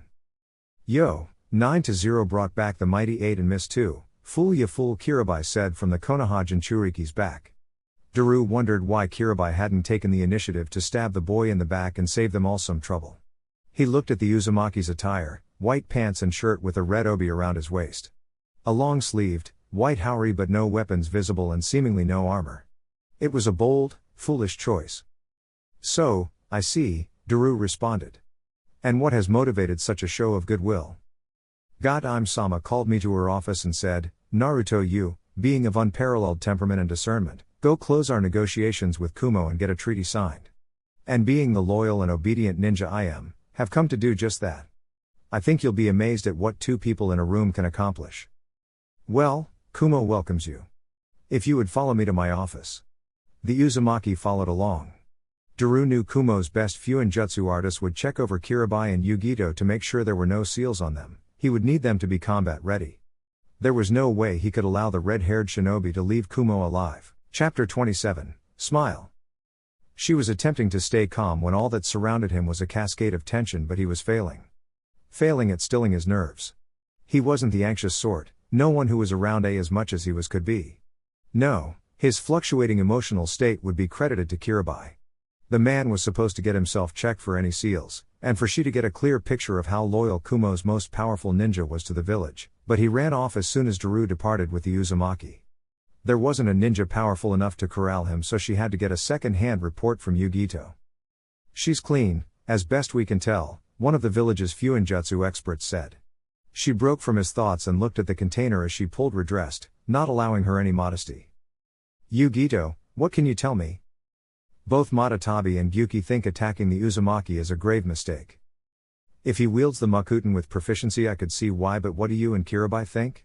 She pressed. In Suna, he pinned me down with just his intent. I hadn't felt so weak ever before. He's powerful, more so than me. And worse still, Kirabi likes him. So, Kirabi may be compromised? She asked. Yugito's initial response was a hard glare that bordered on murderous. Killing Asama did that, she said in a clipped tone. Shit met her glare with a neutral look but said nothing about eyes removal. He'd accepted his part and its necessity, so he wouldn't debate it with her. Accepting he wouldn't respond, Yugito continued, I don't know what Kirabi will do. We aren't in an I don't know what Kirabi will do situation, Yugito, she responded while the surrounding ninja became increasingly uncomfortable. He owes. He owes? What does he owe? Yugito hissed as her fists clenched at her side. If she wanted to talk debts she'd happily engage. Loyalty? She asked, rhetorically. You overthrew his brother, you ingrate. The only reason any of you see us as more than unstable weapons of war was that Sama willed it. We'll just have to trust Kirabi will do the right thing, she said, shutting the line of discussion down. He had no counterarguments nor the time to create them. How did you get here without alerting border security? He flew us here in metal pods. Flew? How? Flying was not something he was prepared to deal with. I don't know, I was in a metal pod. Then about a mile from the security gates, we landed and traveled on foot. She didn't respond, his mind desperate grasping for solutions it didn't have. Koshiro was a proud ninja of Kumo. He made jounin the hard way, grinding his skills, taking on missions that were often beyond his abilities, and fully committing himself to the work of being a shinobi. He wasn't a born prodigy, not like those churned out by Konoha. Not like the Sandaime Hokage nor the copy ninja. He was also a man that knew loss. Those losses connected him to the young man he was currently surveilling. His paternal grandparents died during the sacking of Uzu, their bodies were never recovered and it left his father an orphan just as he became a Genin. That very same man was struck down by the Yellow Flash himself. Koshiro never forgot what a Rasengan wound looked like nor the shock on his father's face. And lastly, his wife. Killed by the son of the Yellow Flash and Uzu's legacy. The ambush planned by A-sama was to be her last mission. They wanted to start a family, they wanted to see their children grow into adulthood but they wouldn't. And Koshiro never even got her body back, wasn't able to give her a proper burial. Now, he had to watch as the personification of every major loss he's ever endured strode through his village as if he were home. The bile in his throat and reddening of his eyes were ignored, along with his years of practice control. The kunai was in his hand just as he decided to shunshine over to his target. His frizzled, platinum blonde hair swayed in the wind and for the first time in months, he felt alive. He was going to get revenge. He flooded his body with chakra, paying no mind to control. He wanted to blitz his target, to be the lightning his people wielded like no other ninja. Quick, piercing, powerful. One strike, one kill. And from his vantage point, he disappeared, reappearing right beside his target. Kyoshiro's swing neared its apex but was stopped by the Uzumaki's hand. This isn't a training ground, friend, the redhead informed him. Koshiro ignored the boy's words as the rage of having been stopped, easily, overtook him. He couldn't even remove his arm from the boy's grip. He swiftly looked to his new rakeage, the man's eyes filled with pure disbelief. He likely wanted to disavow him but it was too late. One broken man's action cascaded as several others swooped down to attack the Uzumaki. It confused him, how the boy remained motionless. That is, until he didn't. One flare of chakra and his figurative spiky mane became literal as the tendrils of chakra-laced hair punctured 5 of his comrades. Having no time to come to terms with the nonchalant slaying of 5 ninja, Koshiro was struck with a backfist while being relieved of his kunai. Sailing backward, eyes watering from the broken nose, the Kumojounin watched Daru-sama begin to perform a series of hand seals. He also saw his kunai become a kadachi as the Uzumaki swung it at the rakeage. The blade didn't make contact but, confusingly, Daru-sama stopped his hand signs and muffled a scream. An onbu took him away, several others attempted to assault the foreign invader. Koshiro speculated he had a concussion, in addition to everything else, but for some reason, it gave him a brief moment of clarity. The onbu tried and even though he couldn't fully track the fight it was obvious they weren't up for the task. The Uzumaki was dismantling them. 2 fell to his kadachi, their weapons having been cleaved through with little resistance. A third tried to sneak up from behind but was greeted with the flung blade sinking into his chest. The last 2 were dispatched with a brief exchange of taijutsu. He was losing consciousness, had no hope he'd awaken if he did but Koshiro didn't fight it. As a pillar of water began to circle the Uzumaki, he resigned himself to the fact he'd unleashed this thing onto his village. No matter the result, his best case scenario was to be forgotten but it was much more likely he'd be remembered as a fool. A no-talent lifer that barely made it and couldn't keep his composure when it counted. He closed his eyes so didn't see the liquid coming as it washed over the surroundings. He was mildly surprised as it wasn't water but oil. Inform everyone that they are not to use Suten Jutsu to put out that fire, Daru commanded. Somehow the Uzumaki had frozen his hands right to the edge of frostbite and if the medics couldn't reverse the Hyotan attack fast enough then he'd lose them. He'd watched the massive sea serpent created by the Jinchuriki and saw the Katon that followed it. If anyone used water to put out an oil fire, they'd just be making matters worse. We've lost track of him. One of his ninja relayed. Daru said nothing as he awaited the rest of the report. The immediacy of the moment and the pain in his hands caused him to lose his patience. Out with it, he commanded. We've got no eyes on Uzumaki proper but several clones henged as other ninja, grouped in various parts of the village. Daru looked at the man, wondering why he should care about the transformation of the clones. The first pair were of the Shodai Hokage and Madara Uchiha, sir. The second reported group was the Ni and Sandaime Hokage. A third group was the Yondaime Hokage and Asama. We assume, clones haven't done anything and all are being actively surrounded. Daru chuckled, now they are waiting for orders to attack when part of the village was on fire and an enemy was loose. He almost wanted to defect right there. Deal with the clones but have all available sensors on the search for the real Uzumaki, then send Kirabi and Yugito to his location. We don't know where Kirabi is, Raikage-sama, the man said after a moment's hesitation. Then find him. Sir. They look weak, Hashirama, the legendary Uchiha said, boredom imbuing every syllable. The Shodai laughed and slapped his friend and rival on the back. Don't be like that, Madara. I'm sure they'll defend their village valiantly, Hashirama defended, though hadn't denied they looked weak. As more and more ninja surrounded them, the duo continued to bicker until they saw the Kumo ninja tense. They were finally ready to attack. Madara wanted to instill the futility of such action promptly, so appeared before a cluster of ninja, grabbing one by the throat and snapping her neck before any of the others could react. The shock ended fast enough as the rest exploded upon whichever of the pair were nearest to them. Madara grinned as he dismantled the Kumo fodder, none comfortable in utilizing such large numbers for two targets. Their unease with using their full repertoire slowed them down and he capitalized, punishing every mistake his enemies made. Holes in their defenses resulted in broken bones or unconsciousness. Those foolish enough to attack with weapons found themselves impaled with their own instrument. One enemy went for a poorly timed stab and found his throat slit. Madara used the arterial spray to blind several approaching ninja and stabbed each in a vital organ as he flowed through their broken formation. When the Kumo ninja became reluctant to near him, he unleashed an inferno to punish their cowardice. Their pain screams a fitting soundtrack to Kumo's last dance. While not as gleeful, Hashirama was just as merciless in his dispatching of the enemy nin. He unsealed his long sword and sliced through all so foolhardy as to get near him. When the close combat ended and they switched to long-range weapons and ninjutsu, the Shodai demonstrated why when it came to ninjutsu he was in a class of his own. The forest he manifested tore at the mountainous surface, ripping and removing all that would stand in opposition to their emergence. And then, Hashirama disappeared, instantly having altered the battleground to his liking. Konoha ninja were unparalleled when fighting in the trees and none more so than the Makuten wielder. Whatever reluctance the remaining ninja felt about following Hashirama into the uninviting trees, their decisions were made when the other option was Madara's fire jutsu. They rushed into the tree cover, not a single one believing they weren't running to their deaths, haunted by the darkness of the forest and Madara's menacing laugh. Monsters, a dark-skinned man wheezed, his final act an admonishment of the figures who stood before him. Neither heard his soft condemnation and he succumbed to his injuries, his fellow ninja charging over his body as they clung to hope they could dispel the transformed clones. But it was difficult to continue to believe these were mere clones of Uzumaki Naruto. Not when the Senju Toburama clone summoned tidal waves of water from the air.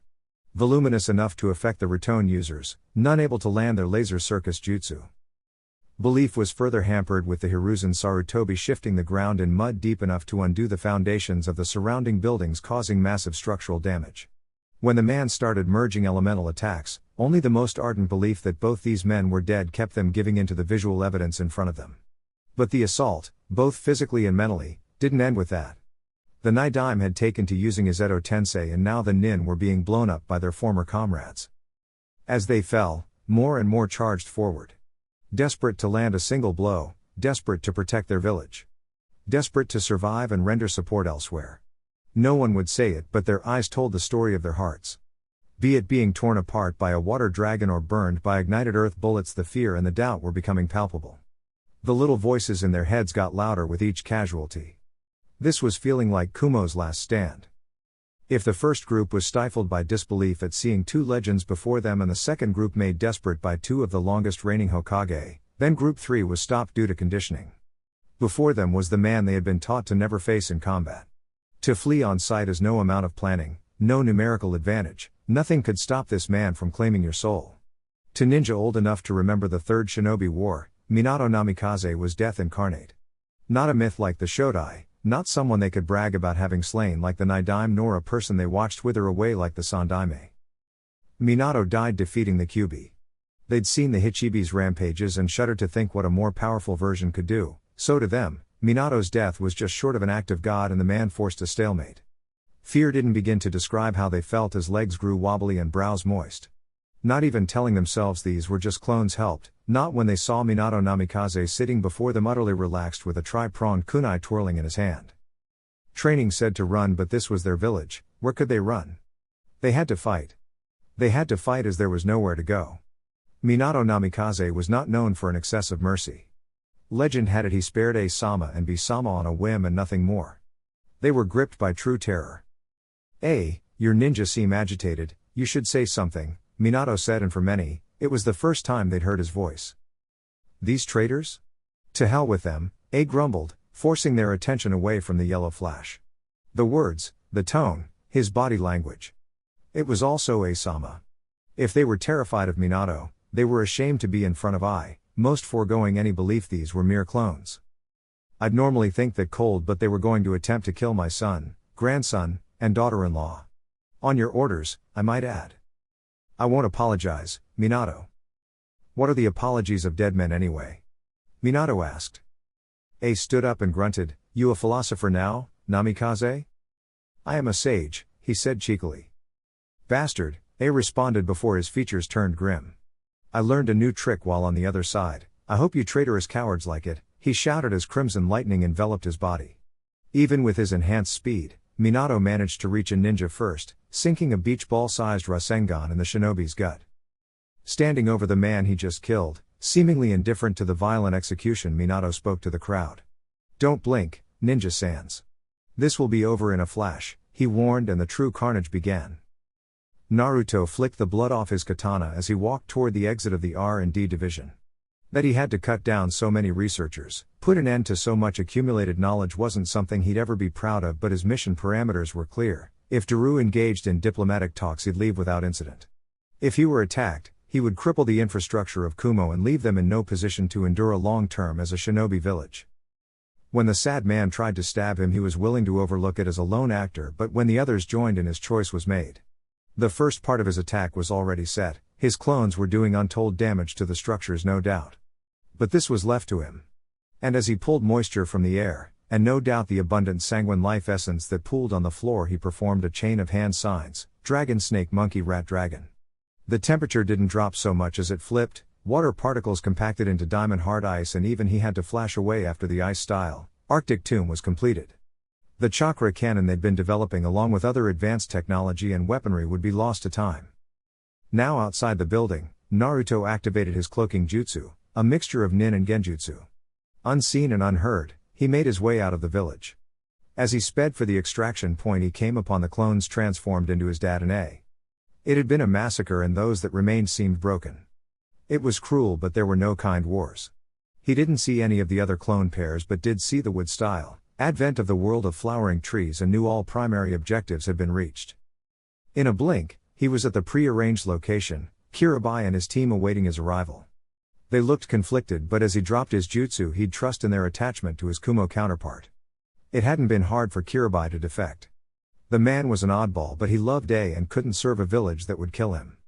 Yugito took more time, but ultimately came to a similar conclusion. True, they were treated about as well as any Jinchuriki had ever been, but being labeled guardians kept them apart from most of the village. They were still seen as weapons, just weapons the villagers liked. A gave them that human connection, and whatever the man's faults, and they were numerous, he'd at least been more sincere in his relationship with Kirabi than the Hiruzen had been with him.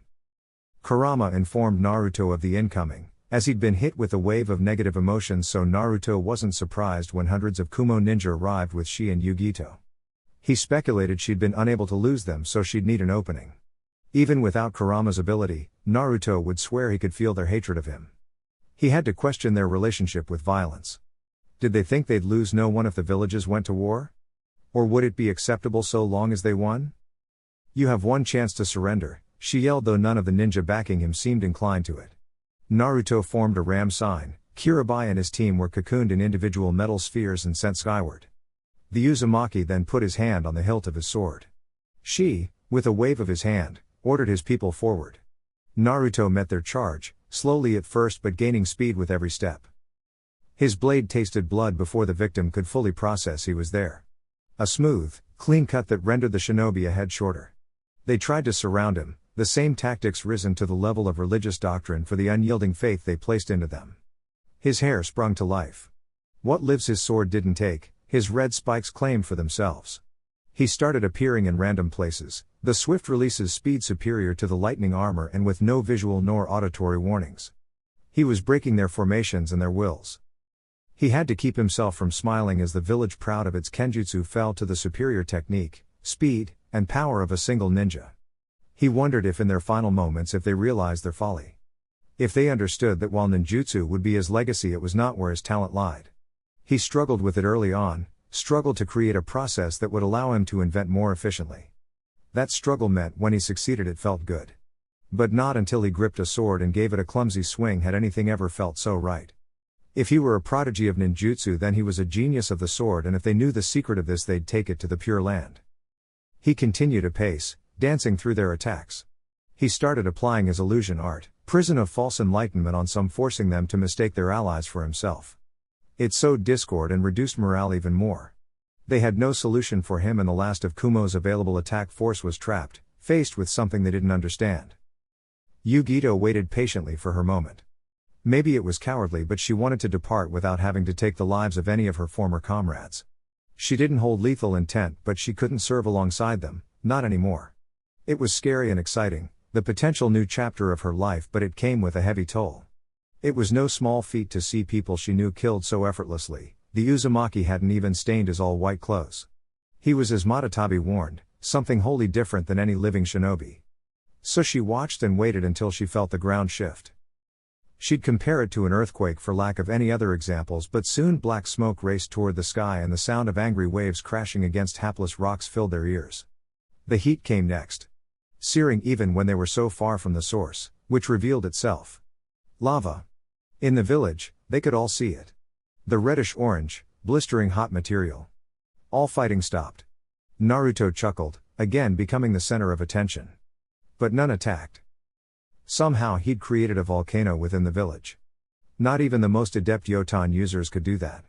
She shook her head, with every act he proved Sama both correct and foolish. No village could accept his existence, and yet no village could do anything about it. But it was when he spoke that a new horror was introduced. Pollen is combustible, he said. Those trees have been producing enough to rival a summer in Konoha, and you have 2 uncontrolled sources of fire raging in your village. If my oil fire doesn't get to it, the lava will. You wanted war and you got one. I hope it was everything you wished. Yugito felt her wrist being grabbed, the sensation of being pulled registering before the grunt of she as he was flung back by Naruto's kick. She, too, found herself in a pod and sky-bound, not seeing daylight again until they landed. Ooh, you're smoking. I'm telling Kurenai-sensei, Naruto threatened Shikamaru, and for a brief moment, there was a look of deep and sincere fear in his eyes before it shifted to one of annoyance. Neither he nor Shino were shocked when Naruto appeared in their tent, having gotten used to him abusing his teleportation jutsu, and the others present in the makeshift command center were wise enough to react on instinct. Look here, you troublesome, Shika said, poking Naruto's chest. Vexing, all-around pain in the ass, he said as he continued to poke. If I need this to calm my nerves because my teammate was sent to a hostile village with no backup, then I will damn well have a smoke. I was concerned as well, but I simply carried it because I'm a cool guy, Shino added. You're the very definition of class, Aburame, Naruto nodded in agreement. And it's fine, I'm fine. There was no need to worry, Shika. So, you were able to discuss terms with Daru? The Nara asked. Naruto shook his head. We didn't even make it to his office before they tried to kill me. Sad thing was, he hadn't ordered it, but if they were willing to knife me in front of their Raikage absent his orders, he didn't have enough control over his people for option A to work. How did option B go? Shino questioned. If they were given the chance, I'd be amazed if Kumo could recover inside a decade. Massive structural damage and numerous fatalities. It looked like the epicenter of a cataclysm, Naruto explained. When the pollen from his Makuten jutsu was finally ignited, the explosions rivaled one of his Rasen shurikens. After that, I dropped Kirabi and company in Iron Country, did a quick change of clothes, and came here. How did you guys fare? We're about 2 miles outside of Iwa. The joint effort with Suna, Otto, and Iron Country paid off. We couldn't catch the village proper off guard, but their preparations have been hasty. Maybe if you'd been here and flexed those metal arms, Shika said, calling attention to Naruto's Kotan armor under his t-shirt and red flak vest, they'd have surrendered. Or fallen madly in love, Shino inserted. Aburame with the dagger, Shika finished as Naruto rolled his eyes. I ever tell you two I hate you both? All the time, Shika answered. I'm starting to doubt you're going to name your son after me, Shino provided. That was never on the table, Shino, Naruto stated dryly. It should be. Naruto broke at Shino's equally deadpan response. First, it was a chuckle but soon bloomed into riotous laughter, hard enough to make his eyes water. He needed this. However necessary his actions were, whatever they did to bring it upon themselves, it wasn't an easy task for him to be the cause of so much death and destruction, but he'd never do less, so his friends, brothers in every way that counts, would have to do more. I am glad someone is in good spirits given our current location, Gaara said as he entered the tent with Jiraiya and Guren. Kazekage-sama, Naruto greeted, pairing it with a head nod. Aburame-san, Nara-san, if you could excuse us, Gaara said, and the two departed, Shikamaru giving Naruto's shoulder a quick squeeze as he did. Kumo? He asked. Several thousand cloud ninja against one utterly gutsy shinobi, they never stood a chance. Who, is that right? Jiraiya asked. Naruto nodded before becoming serious. Their infrastructure is next to non-existent and they've lost mostly Jounin and experienced Chunin. Even if half their forces were out of the village for missions, they have limited housing, food and water. They couldn't survive a siege nor another direct assault. Then I'll confer with Tsunade-sama, but will likely starve them out moving forward.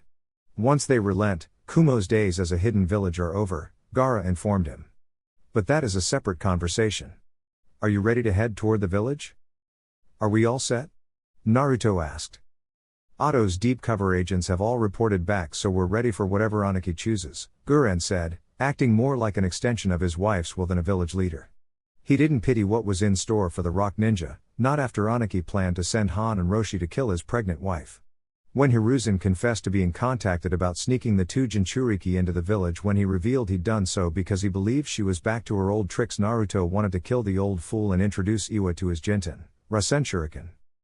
Instead, he got to watch the horror on the man's face when Tsunade informed him she knew what Orochi had been working on and cleared it every step of the way. The poison his former teammate slipped him was a kindness he hadn't deserved. But there could be no hints of internal dissension, not when they were preparing for war. After she dealt with the old man, Tsunade was possessed by a quiet fury and no longer lamented the oncoming hostilities. Getting Iron Country to ally with Konoha and Suna by promising them new recruits and territory was a masterstroke. Leaning on Naruto's reputation hadn't hurt matters either. The map, the state of the shinobi world, was going to dramatically alter after today. You're mad if you think I'll accept this, Aniki spat, his ire attempting to seduce him into a hasty act of ordering the 4 people in front of him murdered. Even with enemies at their gates, they were Iwa, the Rock, and wouldn't be dictated to. He glared at the individuals sitting across from him as his advisors pored over the document. To prevent an attack, Aniki would have to agree to this idiocy of a new federation between the hidden villages and samurai. Iwa wouldn't be a full member for 10 years, a penalty for actively plotting to trash an existing treaty. A decade in thrall to Konoha and Suna, managing the number of ninja, selecting students to be trained outside the village. They would have final say over all major decisions regarding Iwa. He or Kuro-chan would be a cage in name only. This way keeps you a working hidden village, Aniki Dono. Kumo chose war and was brought to their knees a mere few hours ago, Gaara explained. No, there's no way you managed this in 2 locations, Aniki denied. You're right, Naruto did it himself. He'd have a fellow Jinchuriki, a Sannin, and an army at his back this time. And a fuck ton of motivation, Naruto added under his breath, but all heard. You expect us to believe that? One person, not even a Jinchuriki, could take down an entire hidden village, Kurotsuchi argued. Jiraiya silently thought 2 of his previous students could. Nagato had the raw power and Minato the technical proficiency, even though he'd need to plan it well. He could still do it. So why this girl wanted to see what a mix of both could do was beyond him. Believe this, Gaara cut her off, there is a standing army at your gates. Even if you manage to survive, thousands of lives will be lost and we have more ninja and samurai to throw at you. It was a fair point, but Aniki had no desire to bend the knee to another. It would be difficult, but they'd need to start building strength in secret.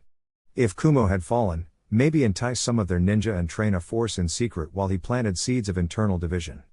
Maybe even rally a number of smaller hidden villages. It wouldn't take much to make them afraid of Konoha's power grab. He could make them believe the alleged peace seekers really wanted to remove existing governing structures so all were a part of Konoha. We'll join, Aniki said, shocking his granddaughter. She still wasn't ready to lead, her reaction revealed as much to him. He'd let his advisors deal with the logistics of it all. He needed to get a sense of the big picture. I'm glad, Aniki Dono, sincerely, Gaara stated. However, given your penchant for double-crossing, we've taken measures to ensure your cooperation. Guren, if you would, Gaara requested, and a quick ram sign later, the village and even the very room were filled with a purple mist. What? Aniki yelled. He wanted to say more but an extended coughing fit prevented it. It took mere moments for the mist to clear the room, it wouldn't take long for it to leave the village but the job had been done. Naruto smiled, leave it to his wife to fully weaponize the same poisonous flower that nearly did him in on Ishval. That she managed to make it react to chakra capacity meant most civilians and academy students would be left unharmed. The condition you've been inflicted with has a 10-year treatment plan. You try to betray us, we cut off treatment. You try to replicate the treatment and we invade. Either this is the last war between the hidden villages or you provoke it and Iwa is lost to history. Aniki glared at them. He hated being outmaneuvered but he crossed the snake Sanin and however devious he thought he was she'd risen it to the level of art.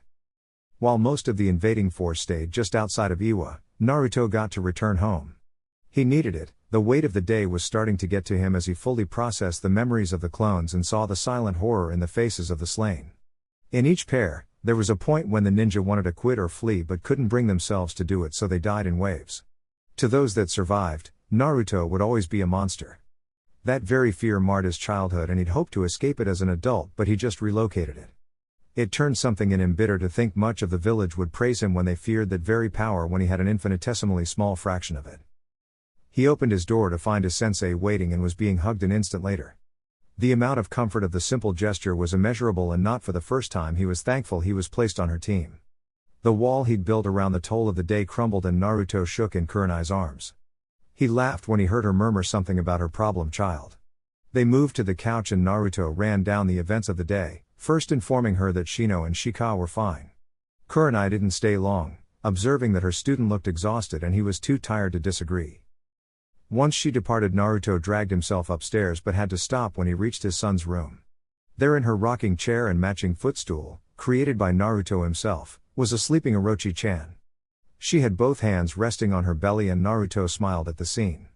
She'd been spending more time in the room getting it organized and arranged. Tsunade Obakan called it nesting and he'd guess she used up all her energy on whatever the day's project was. Creeping away silently, Naruto made his way to his bedroom. He removed his clothes and took a shower, needing a ritual to remove the events of the day from him. Once dried off he didn't bother getting changed as he slipped into bed, asleep as soon as his head hit the pillow.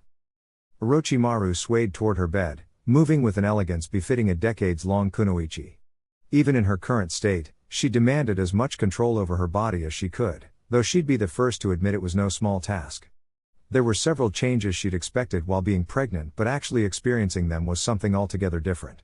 She hadn't become more effusive but she did seem to feel more, not only in variance and rate of occurrence but depth too. She almost cried at some silly story Naruto-kun was reading Mirai-chan. What did she care about some overly generous tree? And as she looked upon him, no one had managed to make her feel more than her husband. In that way, his name was fitting. She knew she could get obsessive about things but once she'd solved them, conquered them, or just grown bored she'd move on. And yet, she couldn't imagine doing so with him. It wasn't about the new and the novel, though that he managed to continually innovate was a turn on, she just wanted him. To feel his body heat at night, to hear his laugh. To share the quiet moments meant for only them, for that smile he had just for her. And for all the things he did for her, for all the emotions he could stir in her she wanted to do the same. Once, during idle conversation, she mentioned as much to Koharu and Tsunade. Both women favored her with knowing looks and smug smiles but neither spoke until she demanded they explain. That's love, Orochi-chan, Koharu said. And then they moved on to other things. So, she loved him. But she hadn't told him yet. Not that she didn't want to, it just felt wrong to do it so plainly when he'd done so on the day he asked her to marry him. Besides, he'd been so tense these past months. He's tried to hide it from her but she could tell. He'd been training more intensely, he didn't sleep through the night. She found him and his two teammates with their heads together quite often as if planning something. It was easy to forget that on the day he was born he'd lost almost everything and she could see the resolve in not allowing that fate to befall his child. She never offered him false promises, she was in a limited position to guarantee the safety of their child. But she could ground him. Birthing classes, late-night runs for cravings she may or may not have been experiencing, and testing the limits of his makuten as she made him create several different kinds of cribs, she just needed things that tied him to the present. And it helped, she could tell. It wasn't her preferred method, however. She should have been there with him, on the battlefield engaging in the slaughter of those that dared threaten their child. At last, it was not to be. But next time, she promised, she'd show her husband a thing or two about wide-scale violence and mayhem. As she slid into bed she felt him already getting up, already preparing to check on her. "Shh, go back to sleep, everything is fine," she said as he readjusted to spoon her, his hand laying lightly on her belly. She smiled, everything was more than fine. She was well and truly happy.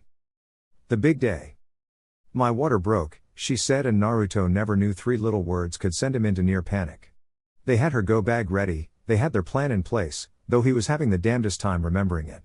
It took no time for her detail, the sound 7 or 8 at this point Naruto couldn't remember, as it was a small miracle he hadn't murdered half of the so-called elite bodyguards for being weak and inept at protecting his wife. Jiraiya said he'd been overreacting when he tested them.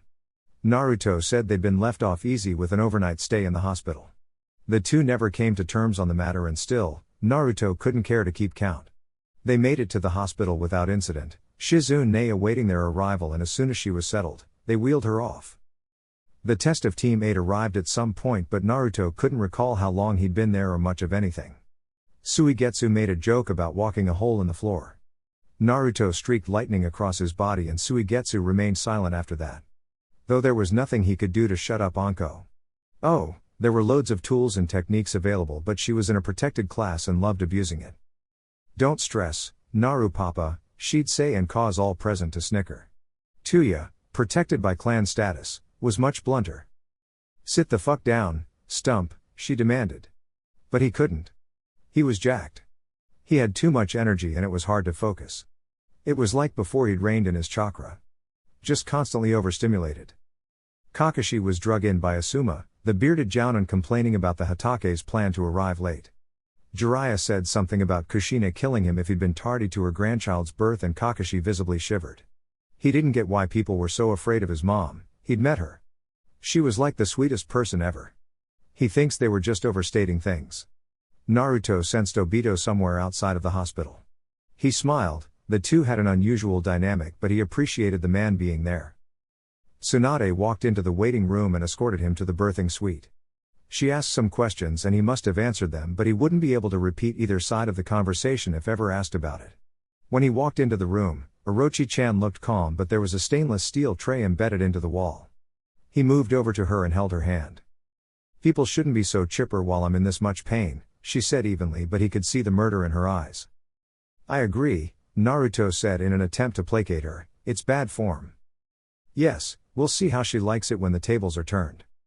"Why don't you describe her to me and I'll handle it," Naruto assured her, lying through his teeth. She answered, and he hoped that was enough but had a backup just in case. Naruto unsealed a cup out of a refrigerated scroll. "Ice chip?" he asked, and she nodded. She initially responded to the cooling sensation, thankful for even minor relief. The next was surprise as she looked at her husband. "Yuzu flavored?" she asked, and he nodded. Naruto would never know how much he helped, but he felt like an idiot as he coached Orochi-chan through her pregnancy. She, Shizune, and the baby were doing the work. He was just breathing like an idiot and feeding her ice chips. He was certainly glad he had chakra and she didn't, or he'd have a broken hand. While they heard the cry after Shizune commanded Orochi to her final push. The nurses took the baby off somewhere and Orochi-chan looked like she'd been at war and could use a rest. The two remained silent as they waited for the return of their son, but there was another present who felt the need to offer his commentary. "Your kid wasn't nearly as loud as you," Kurama said. "Well, Kurama Niikin was being mean to me and I was just a baby," Naruto teased back, knowing it'd fluster the fox. "Shut up, don't call me that," the Baijuu ordered, but Naruto could tell his real yelling from his performative one. The row was cut short as a freshly cleaned Uzumaki heir was returned to Oro-chan. Holding their child in her arms, Naruto almost felt overwhelmed. He kissed her softly on the cheek and whispered a quiet, "Thanks." He didn't specify for what, the list was too long for someone that had changed his life, time and time again. They sat in silence again as Naruto took in his son's features. A tuft of red hair made him pump his fist internally. Almond eyes like his mom, her complexion, with 2 whisker marks on each cheek. He blinked briefly and Naruto saw the yellow eyes. He grinned at that. It seemed his son was going to take more after his mother just like Naruto had. There were worse fates, he reasoned. So deep in thought he almost didn't hear Orochi-chan speak. Mitsuki, she said. Naruto hummed, I like it. Seems to fit, he said. Would you like to hold your son? She asked and he nodded and then carefully took hold, supporting the babe's head and little body. Once secured he rocked him gently. You know, son, there are going to be a lot of people who expect a lot of things from you. Ignore them. I don't care if you want to be a baker or a librarian or a mason. Whatever choices you make, whichever path you choose, I'll always have your back. And if you should decide you want to become a great man, I'll do everything in my power to show you how. Just don't forget to be a good one along the way. And that, son, is a promise of a lifetime. Did you have anything to add, Orochi-chan? Just one thing, she started. Chapter 28, Encore. Delicate fingers gripped the sturdy, wood headboard. She put the leverage to good use as she could feel he was close, his hands possessively clutching her hips. She increased her pace as he let slip a brief moan of delight. This was the perfect cap to an excellent day. She'd been idle for much too long, but today she got to return to the field and it was as exhilarating as she remembered. A contingent of Kumo ninja fled after her husband dominated them. For 2 years they'd hidden underground, popping up only occasionally but never directly challenging any ninja from the newly minted federation. That didn't stop Arato Ninja from capturing a few teams, it didn't stop her from draining them for every ounce of information they had. It took her a while to learn Daru was leading them, longer still to learn he was actually being controlled by Zetsu, the entity having merged with the former Reikage while weakened from the explosion. Her intel stated they were leaving the continent on a massive ship and Tsunade gave her and Naruto the mission to wipe them out. It was a bloodbath.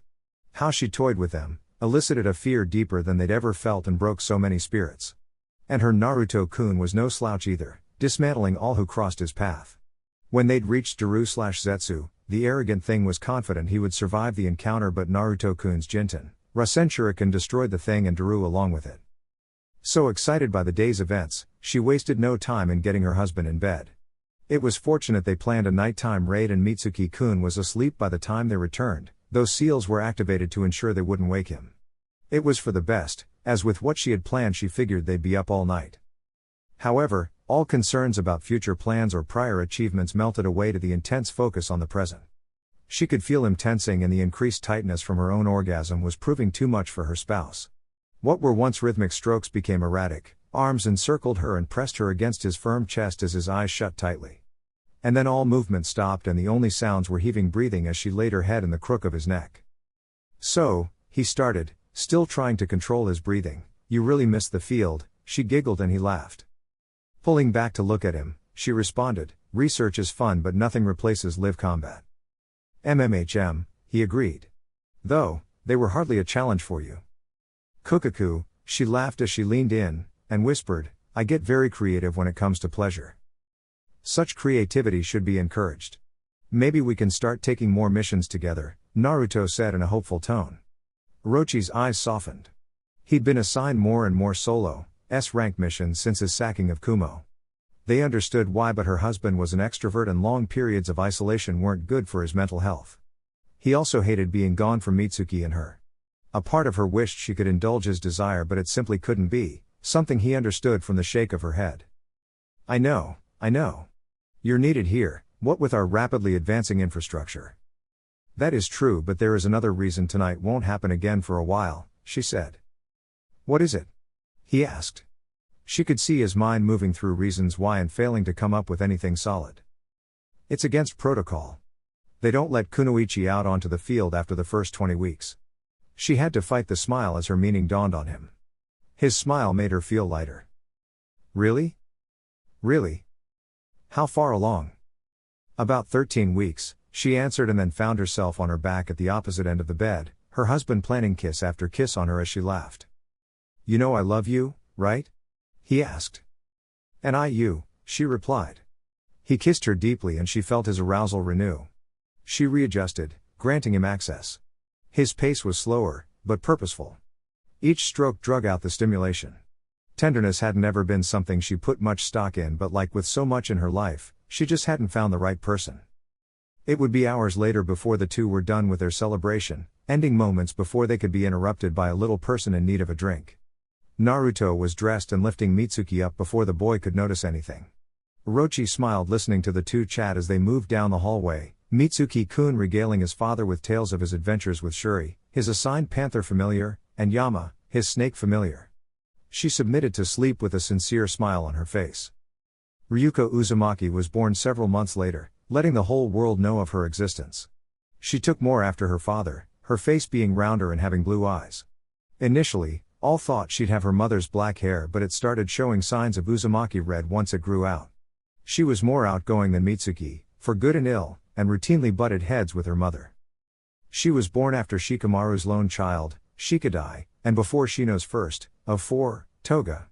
The three were nearly as inseparable as their fathers had been and were truly raised in a community, routinely spending the night at one of their compounds or kurenai-sensei, or anti-kurenai to the kids. She, like Shika and Tamari, stopped at 1. Mirai was a bubbly but focused girl, with a talent for genjutsu and trench knives.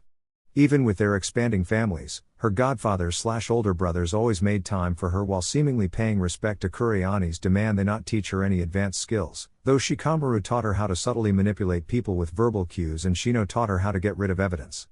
In a fit of childishness, as anything he taught her would be quite obvious, Naruto retaliated by building her a 2-story treehouse with a functioning electrical system and plumbing. Kurenai hit the roof, especially as he'd been able to hide it in her backyard for a week before he revealed it. She made him responsible for all repairs or remodeling jobs and even smirked when he had to make one for Mitsuki and eventually Shikadai and Toga. Until she learned each one came equipped with defensive measures, namely a long-range water cannon. All the children loved them. Kurenai thought for a set of geniuses she was stuck with a trio of idiots. Mirai and Mitsuki became best friends fast. They were in the same class at the academy and even assigned to be on the same Jinan squad with Hanabi as their sensei, Naruto's lone official student. The two even made jounin within a year of each other. Naruto created his own truth-seeking orb at the age of 21. Unlocked Ashura's gift at 23 and was named Hokage at 24, the first to have his entire reign coexist with the Federation of Shinobi Villages. It was hard, exhausting work. The village leaders were meant to convene as equals, but they often deferred to Naruto out of a mix of fear, respect, and genuine affection. He relied on Gaara to tell him the things they wouldn't. His term lasted 15 years and Konoha saw a period of technological advancement, security, and prosperity they hadn't experienced throughout its history. Though Naruto would be the first to credit his wife, widely acknowledged as the most brilliant mind on the continent. From high-speed transit between countries, to experiments with aviation, she was in a moment of innovation that eclipsed her peak with the original Team 7. Naruto's own reforms, such as allowing the villages' academies to accept ninja from any and all Federation villages and getting them to do the same, was a slow success. But it went unmatched in getting people to build bonds across borders, for the similarities to overwhelm the differences. He also raised the graduating age to 16 and helped create a tax system so no one had to pay for missions anymore. Ninja truly served and protected, wealth was no longer a barrier to getting aid and justice. At the age of 39, Naruto retired, to much sadness and uneasiness of the Federation.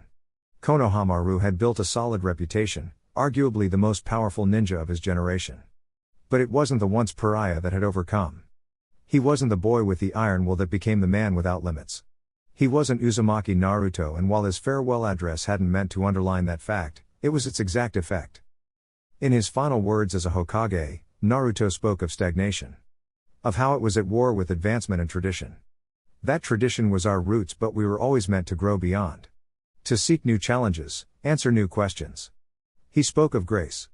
Of how it wasn't a tamper on ambition but a way to focus it. That he once sought power for its own sake, for his need for control, but only really felt free when he forged bonds. And lastly, he spoke of the future. How it was the responsibility of all to prepare for the trials that await us, how the Gokage were meant to be reflections of their villages. An inspiration for qualities all should have. He finished by saying he believed in them all, that his work would be a footnote for what came next, and he was excited to see it. The people cheered and wished him well as they steeled themselves for an unknown future. Orochimaru retired from her position a few days later and the couple departed from the village a week later. No one knew where they went, but legend had it if you looked to the sky some nights, You might see a golden glow dancing in the distance, two lovers moving across the stars. Alright guys, that's it for this one. If you enjoyed it, please feel free to leave a like and subscribe. Once again, huge thanks to all of my Patreons, making these videos would be impossible without you guys. I will be posting a couple more stories over there for you guys to enjoy really soon, so keep an eye out for that. Anyways everyone, until next time, peace.